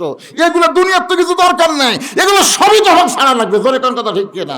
হাসিনা এখানে 35 নম্বর বাড়ি ছাড়িনি, ভারত পলে গেছে, তাও বাড়ি পুড়ে ছারখার করে দিচ্ছে। জোরে কোন কথা ঠিক কিনা? দুনিয়াতেই যদি দুনিয়ার মানুষ এমন করে তাহলে দুনিয়া ছাড়া গেলে আপনার খবর কি হবে ভাইজান? হ্যাঁ আচ্ছা দেখ সবগুলো দিবে। হ্যাঁ হায় রে মাশাআল্লাহ। ব্যাগলা কোথায়? ব্যাগ পাটি কোথায় রে? ভিতরে ব্যাগলা যান। এখানে আমি 100 জন আল্লাহর বান্দাকে চাই যে বান্দারা এই মাদ্রাসা একটা কোরআন শরীফ দান করবেন, একটা কোরআন শরীফ। এই এতিম মাদ্রাসায়, এই মক্তব মাদ্রাসায়, ইফতেদায়ী মাদ্রাসায় একটা কোরআন শরীফ দান করবেন। এখানে কোরআন বাজার থেকে কিনে এনে দেওয়া লাগবে না, আপনি 200 টাকা দিবেন, একটা কোরআন দানের সওয়াব আল্লাহ আপনার আমল নামায় দিয়ে দিবেন। মাত্র 200 টাকা দিবেন। হুজুর আমি আল্লাহর কোরআনের জন্য 200 টাকা দিলাম, আমি 10টা কোরআন 1000 টাকা দিলাম, আমি 5টা কোরআন 1000 টাকা দিলাম, আমি 10টা কোরআন 2000 টাকা দিলাম। এরকম নিয়ত করে আল্লাহর বান্দারা বলা মাত্র আল্লাহ তোমার একজন পাগল, কোরআন শরীফ বাবদ 200 টাকা দাম। ছেলেটার দিকে তাকায় চোখের বাড়ি করে বের করে কাঁদতেছে 2 কারণে। জোরে গান কয় কারণে? 1 নম্বর কারণ হলো মাতাল হওয়ার কারণে সে আমাকে সালাম দেওয়ার পরে কি বলছে, ওয়ালাইকুম আসসালাম, আপনি কে ভাই? আর 2 নম্বর কারণ হলো সন্তান যখন বাবা বাবা বলে ডাকে, ওই ডাকটা বাবার কলিজার মধ্যে মহব্বত যোগায়। আপনাকে বাবা করে ডাকলে ভালো লাগে না? এজরখান ডাকলে ভালো লাগে না? কিন্তু ছেলে আজকে প্রায় 1 মাস হলে বাবার সামনে দেওয়া যায়, বাবা বলে কথা কয় না। এরকম ছেলে আছে না নাই? এজরখান আছে না নাই? অনেক ছেলে আগে এত ভালো ছিল, বাবা বাবা মা মা বলে মুখের মধ্যে ফ্যানটা তুলতো। এখন সেই ছেলেটা বাবার সামনে সালামও দেয় না, কথাও কয় না, মার দিকে একবারও তাকায় না। আপনি বলেন তো আপনার এই ভালো ছেলেটা এত খারাপ হওয়ার পিছনে কারণ কি? খারাপ হওয়ার পিছনে হলো আপনার বেটার বউ। জোরে কোন কার বউ? কথা কয় না কেন? বেটার বউ বোঝেন না? হায় হায় এত অভিনয় জানে বুঝলেন? আপনি আইসে কেবল শুইছেন ফ্যান দিয়ে, বউ দৌড়ে এসে ফ্যান অফ করে তাল ভাঙাতে বাতাস করে। স্বামী কয় কে গো কারেন্ট গেল নাকি? না অফ করে দিলাম। অফ করে দিলাম। ওই ফ্যান যদি আপনাকে বাতাস দেয় তাহলে আমি জান্নাতে কেমনে যাই? আল্লাহ রাসূল বলেছেন স্বামীর খেদমত করলে বউকে আল্লাহ জান্নাত দেয়। তাহলে আপনার খেদমত কেমনি করবো? এজন্য ফ্যান বন্ধ করে বাতাস শুরু করলাম।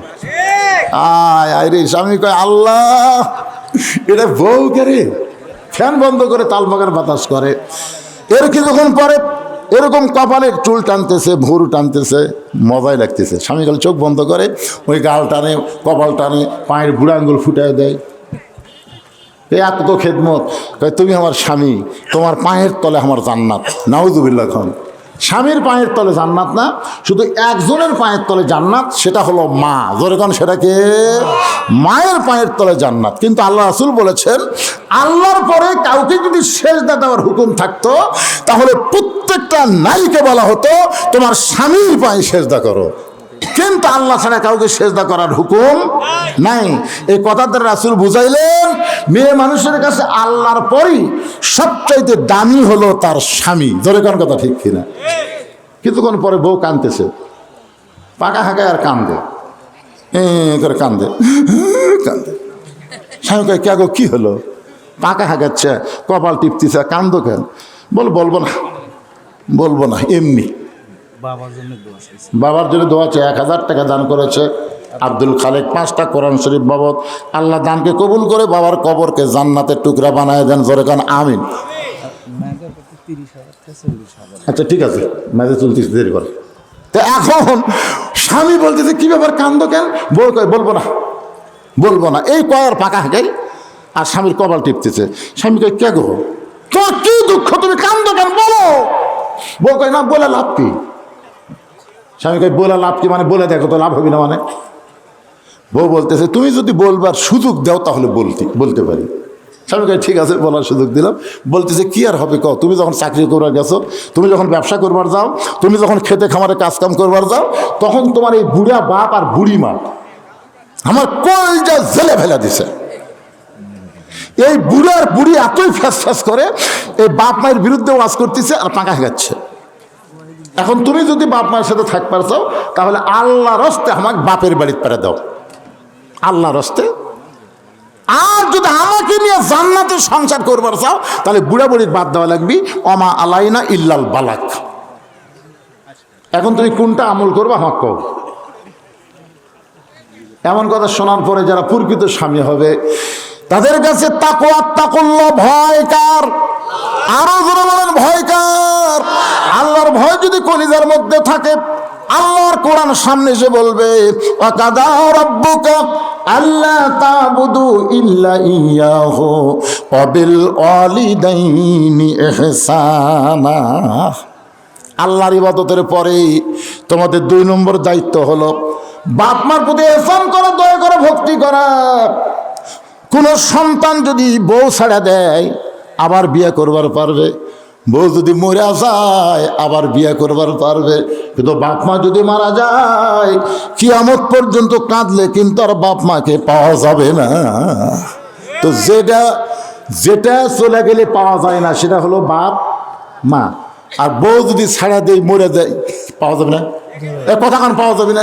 তা আপনারা কোনটার পক্ষে থাকবেন, যেটা পাওয়া যায় সেটা না যেটা পাওয়া যায় না? আপনাদের মনে হয় বাপ মা মরেনি বারে। স্বামী এখন আল্লাহর কোরআনকে সামনে পায়া লাভ দিয়ে উঠছে, ওঠ ওঠ পাকা থ। বউ কয় তুমি কি হলো, গরম হলো কে? গরম হওয়ার কারণ হলো তুই কি ব্যাগ তোর টোপলা সব গোছাচ্ছ নাকি? তুই বউকে এই কথা কেন বলতেছেন? বলে ব্যাগটা সব গুছালে তো 3 তালাকের গাড়িতে করে বাপের বাড়িতে পেরে দেবো। 3 চাকার গাড়ি লয়, 3 তালাকের গাড়ি। কে রে পাগলি, তুই মরে গেলে তোকে ছাড়া দিলে বড় হোক নাই, আর যে বাপের বিরুদ্ধে বললি মারা গেলে কিয়ামত পর্যন্ত কাঁদলে আমি পাবো না। দরকার হলো তোকে ছাড়া দেবো, কিন্তু বাপ মার বিরুদ্ধে চারণ করবো না। সঙ্গে সঙ্গে বউ দৌড়েছে, পাও ধরে বলতেছে আমি আসলে আপনাকে পরীক্ষা করলাম, আপনি আসলে আল্লাহর ওলি। সুবহানাল্লাহ। আজকে মায়েরা বুঝতেছে হুজুর কোন জায়গাত মার দিল, জোরে কোন কথা ঠিক না? এরকম মা আছে না নাই? নিজের বাপ, নিজের মা, নিজের বোন, নিজের ভাই যখন আসে, ওই পাগলি হয়ে তাদেরকে সমাদর করে। আর শ্বশুর জামাই, স্বামীর বাপ, স্বামীর মা, স্বামীর বোন যদি আসে তখন খালি খ্যাপত্যাপ করে, জোরে কোন কথা ঠিক কথা কন না কেন? আমি পারি না, আমি পারি না, আমার মা দাঁত ব্যথা, মানে ওরে বাবা রে। কি মনে করতেছেন? আমার নিজের চোখে দেখা জিনিস বাজান। শ্বশুর সোমবারে আসবে, আমার বউ কয় আমার বাপ দেশি মুরগি ভালোবাসে, ইলিশ মাছ ভালোবাসে, পক্তা মাছ ভালোবাসে, ট্যাংরা মাছ ভালো। ঠিক আছে রে, আর কোয়া লাগবে না, সব যখন এনে দিলাম। সকাল থেকে পাক শুরু হয়ে গেছে। দুপুরবেলা শ্বশুর এসে খাবার পারতেছে না, 15 আইটেম। আমি দূর থেকে দেখতেছি, আমার বউ খালি বলতেছে আর এক টুকরা খান আব্বা, আর এক টুকরা খান। শ্বশুর কয় এই জন্যই তো আসবার চাই না, এত খাওয়া যায়। আমি দূর থেকে দেখে আর মনে মনে হাসি, আল্লাহ মেয়ে তার বাবাকে কত ভালোবাসে। কারণ আমাকে আল্লাহ 3টা মেয়ে দিছে, মেয়েরা কিন্তু মায়ের চাইতে বাবাকে বেশি ভালোবাসে, ধরে কারণ ঠিক না? আর আপনি সেই মেয়েকে ফাঁকি দিয়ে বেটাকে সব সম্পত্তি দিলেন। কিন্তু কয়েকদিন পর আমার বাবার সামনে এক থালি বিস্কুট দিছে।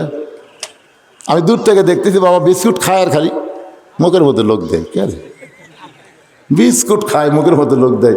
কাছে এসে সালাম দেয়, আসসালাম আব্বা কেমন? তুই কি ভালো বিস্কুট জীবনে পাস না? কেন যতবার আসি তোর বাড়ি তোর বউ এক থালি বিস্কুট দেয়, আমার দাঁতের সাথে খালি লাগে যায়। তখন আমি একটা বিস্কুট দিয়ে মুখত দিয়ে দেখি ভাই বিস্কুট ড্যাম হয়ে গেছে আজ থেকে 1 মাস আগে। যে বিস্কুট পিঁপড়া খায় না, আজকাল পোকা ধরে না, সেই বিস্কুট আর বাপক দিয়েছে। তাহলে ওর বাপের সামনে 15 আইটেমের তরকারি আর আমার বাপের সামনে ড্যাম বিস্কুট, তার মানে এমন সময় আল্লাহর কোরআন আমাকে বলতেছে الذي خلق الموت والحياة ليبلوكم أيكم أحسن عملا। মৌলানা আজকে তোর তাকওয়ার পরীক্ষা হবে, আজকে আত্তাকুল্লাহ আমি আল্লাহ দেখতে চাই তুই কি সত্যি আল্লাহরে ভয় করিস। যে বাবা তোরে না খাইয়ে লেখাপড়া করাইলো, যে বাবা মাটির বিছনার থেকে তোরে খাট বানায় দিল, বাবার মতন আপন বন্ধু নাই রে দুনিয়ায়, বাবার মতন আপন বন্ধু নাই রে দুনিয়ায়। নিজে না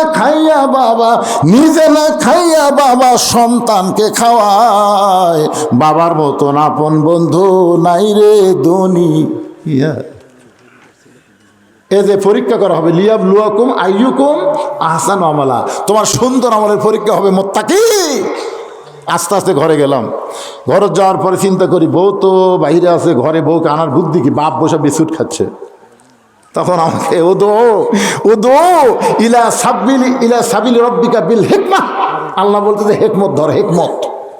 15.5 বছর হাসিনার সময় যদি হেকমতের অ্যাঙ্গেলে মার দিয়ে পারিস, তুই বউয়ের কাছে পারবো না? তোর বউ কি হাসিনার সাথে বড় নাকি রা? আগে তোর ঘরের মধ্যে যায়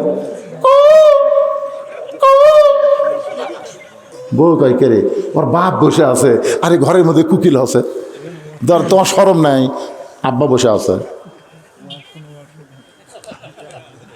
ঘর ডাকলাম কি গো, আস্তে করে দরজা বন্ধ করে দিয়ে আব্বা আমি থাকতে দরজা বন্ধ করে দিলি। আমি বললাম বাবা সুন্দর আমল করা লাগবে, বাবা সুন্দর আমল। গলার এই জায়গা থেকে হাত দিয়ে বলতেছি তুই সকালে মরবু, বিকালে বিয়ে করবো, তো ছায়া দেবো আজকে, আগামীকাল বিয়ে কর। তুই কি মনে করিস আমার বউ নাই? কত মেয়ে আমার বাসনা পাগলি আছে, তোর মতো শয়তান হলে ঘর কর্ম করে। বাপকে ড্যাম বিস্কুট দিয়ে তোর বাপের সামনে 15 প্রকার তরকারি না খাওয়ার সাথে জোর করে খাওয়াস, আর বাপের সামনে কি দিস? 1 মাসের ডামালা বিস্কিট।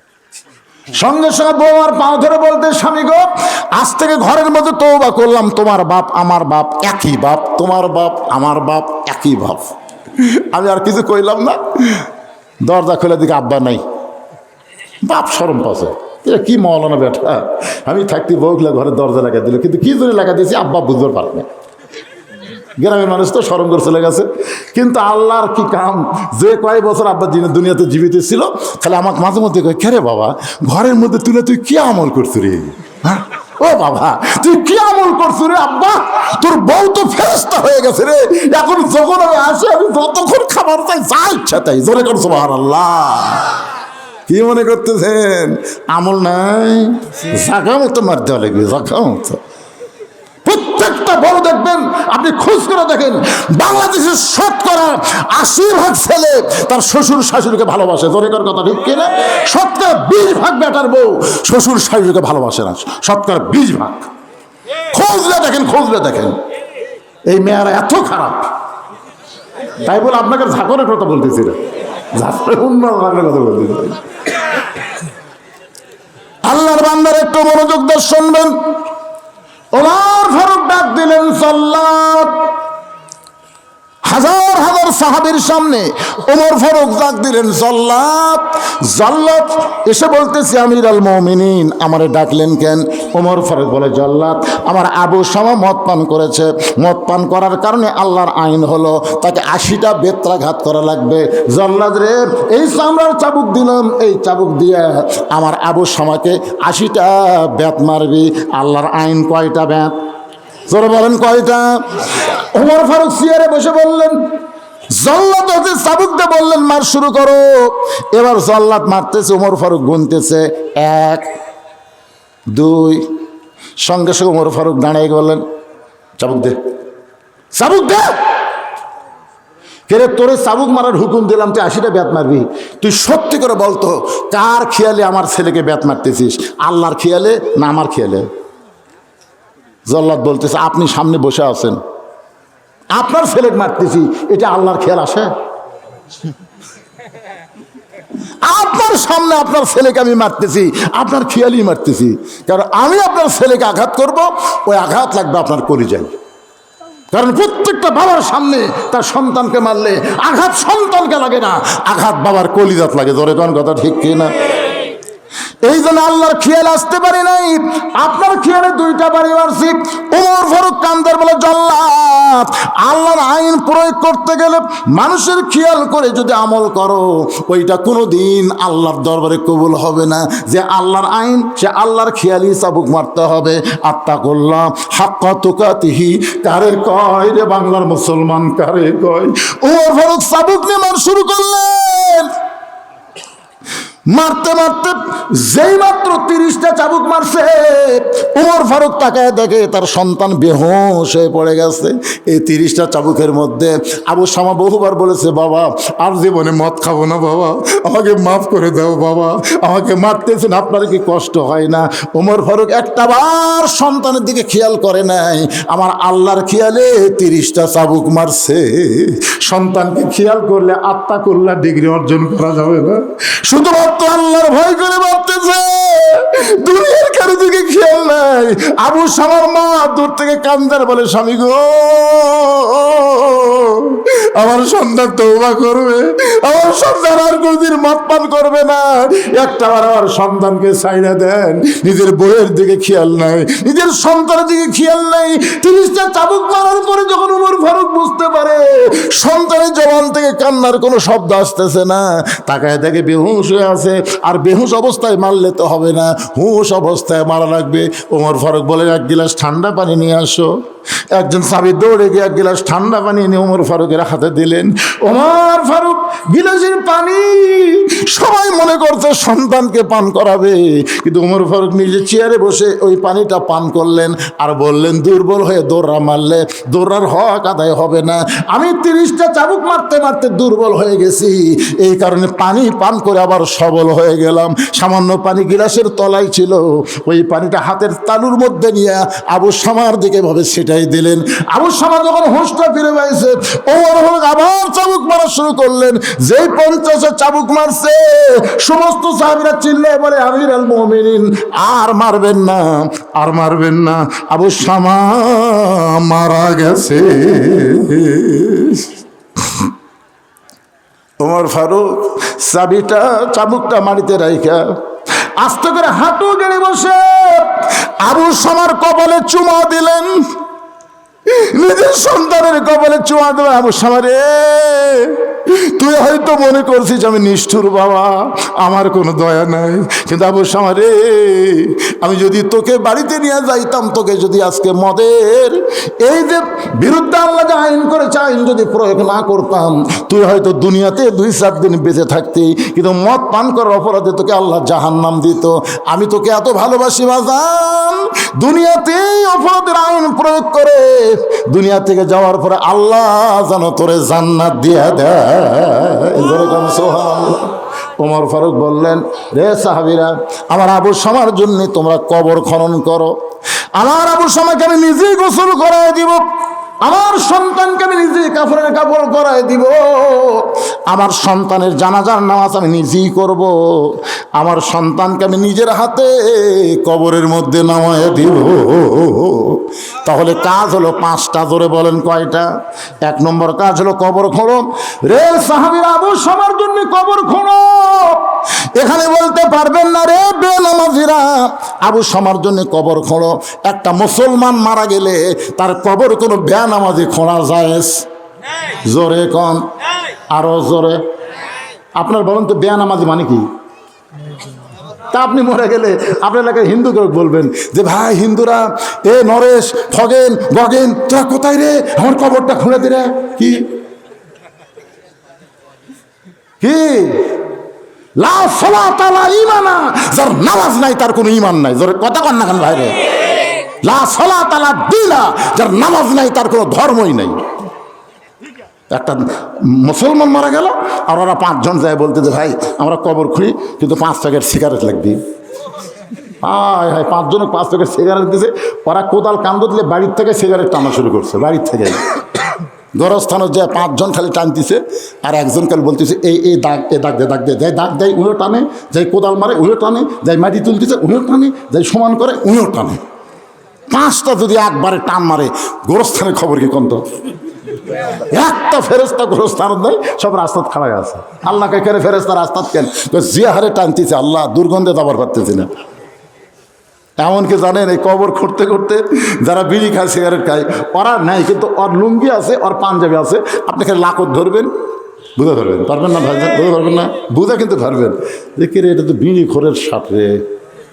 তাহলে 5টা বিড়ি খোর 5 প্যাকেট সিগারেট খেতে কবর খুললো, গোটা কবরের কাঁচা মাটি, সিগারেট গন্ধ।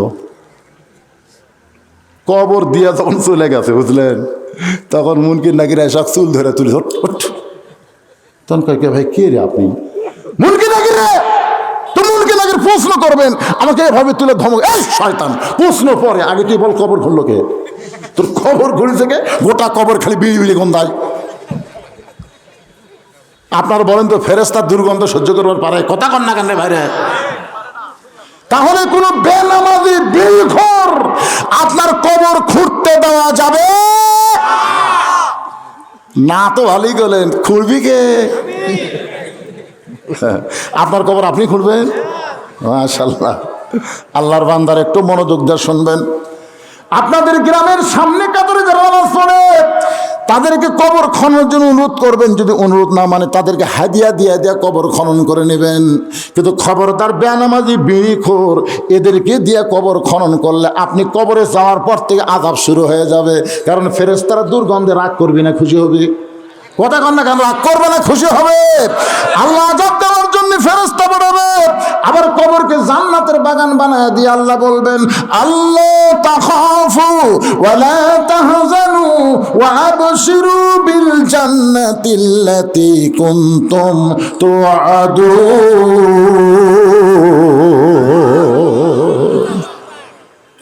সাহাবেরা কবর খুললেন, ওমর ফারুক আবু শামাকে গোসল করায় দিলেন। নিজে কেন গোসল করালেন? এই কারণে, এত মার মারছে ওমর ফারুক কার খেয়ালে? কথা কন না কেন, কার খেয়ালে? এই জন্যে কেউ যদি আবু শামাকে গোসল করাবার যায়, তাহলে গায়ের চামড়া কাটা, রক্ত দেখে হয়তো আবল তাবল বলতে পারে। এই কারণে ওমর ফারুক নিজের সন্তানকে গোসল করায় দিয়া, নিজে কাফনের কাপড় পরাই দিয়া, নিজেই জানাজার ইমামতি করলে। ওই বাবা সবচাইতে বড় ভাগ্যবান যার সন্তান বাবার জানাজা পড়ায়। আবার ওই সন্তান সবচাইতে বড় ভাগ্যবান যার বাবা সন্তানের জানাজা পড়ায়। যেমন রফিক সাইদি দুনিয়া থেকে বিদায় নিলে, আল্লামা সাইদি তখন জেলখানার মধ্যে ছিল।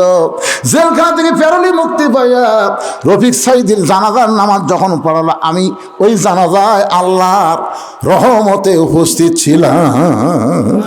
আমি নিজের চোখে দেখছি বাবা তোর সন্তানের জানাজা পড়ানোর সময় কেমন কান্দে, চোখের পানি নিয়ে দোয়া করতেছে, চোখ দিয়ে দর দর করে পানি পড়তেছে। ফেরেশতা বলে, আল্লাহ জীবনে বহু জানাজায় গেলাম গো আল্লাহ, কিন্তু যিনি জানাজার নামাজ পড়ায় তিনি তেমন করে কান্দে না, কিন্তু আজকে দেখতেছি চোখের পানি দোয়া কাকার হয়ে গেল। আল্লাহ কয়, ফেরেশতা জানিস না রে, তোদের তো বাপ মা নাই, তোরা কেমনে বুঝবি? আজকে ছেলে মারা গেছে আর ছেলের জানাজা বাবা পড়ায়, বাবার মুখে শুধু দোয়া নাই রে, বাবার চোখ দিয়ে পানি পড়ে। ওই সন্তান বাবার জানাজার উসিলায় জান্নাতি হয়ে যায়। আবার বাবা যখন মারা যায়, মা যখন মারা যায়, সন্তান যদি জানাজায় দেওয়ায়, আমার নিজের জীবনে হয়েছে 18 সালে যখন আমার বাবা মারা গেল, জীবনে বহু জানাজা পড়াইছি ভাই, বহু জানাজা পড়াইছি, শুধু দোয়া পড়েছি। কিন্তু আমার বাবার লাশটা সামনে নিয়ে আমি যখন জানাজার নিয়ত করে দোয়া পড়া শুরু করলাম, চোখটা দর করে বাড়ি বলে, এই মানুষটা আমার জন্য এত কিছু করলো, এই মানুষটা নিজে না খেয়ে আমারে খাওয়াইলো, এই মানুষটা মাটির বিছাই থেকে আমারে খাট বানায় দিল, এই মানুষটা বললো মাদ্রাসায় যখন পড়তাম, হেঁটে হেঁটে কাহালো থেকে বগুড়া থেকে আমাকে মুড়ির টিন দিয়ে আইছে। আমার সেই বাবা আজকে আমার সামনে লাশ হয়ে শুয়ে আছে। ফেরেশতা বলে, আল্লাহ, জীবনে বহু জানাজা দেখলাম, লাশ সামনে এরকম তো কান্দে না। আল্লাহ বলে, ফেরেশতার রে, তোদের তো বাপ মা নাই, সন্তান নাই, তোরা কেমনে বুঝবি? আজকে বাবা লাশ সন্তান জানা করে, শুধু দোয়া নয় রে, চোখের পানি দিয়া কান্দে। এই সন্তানের দোয়ার চোখের পানির কারণে আল্লাহ বাপকে মাফ করে দিলা। আপনার সন্তানকে যদি এই ইবতিদায়ী মাদ্রাসায়, এই মক্তব মাদ্রাসায় ছোট্টবেলায় শিক্ষা দেবার পারেন, আর সন্তান যদি সুন্দর করে দোয়া দুরূদ গুলো শিখে, তা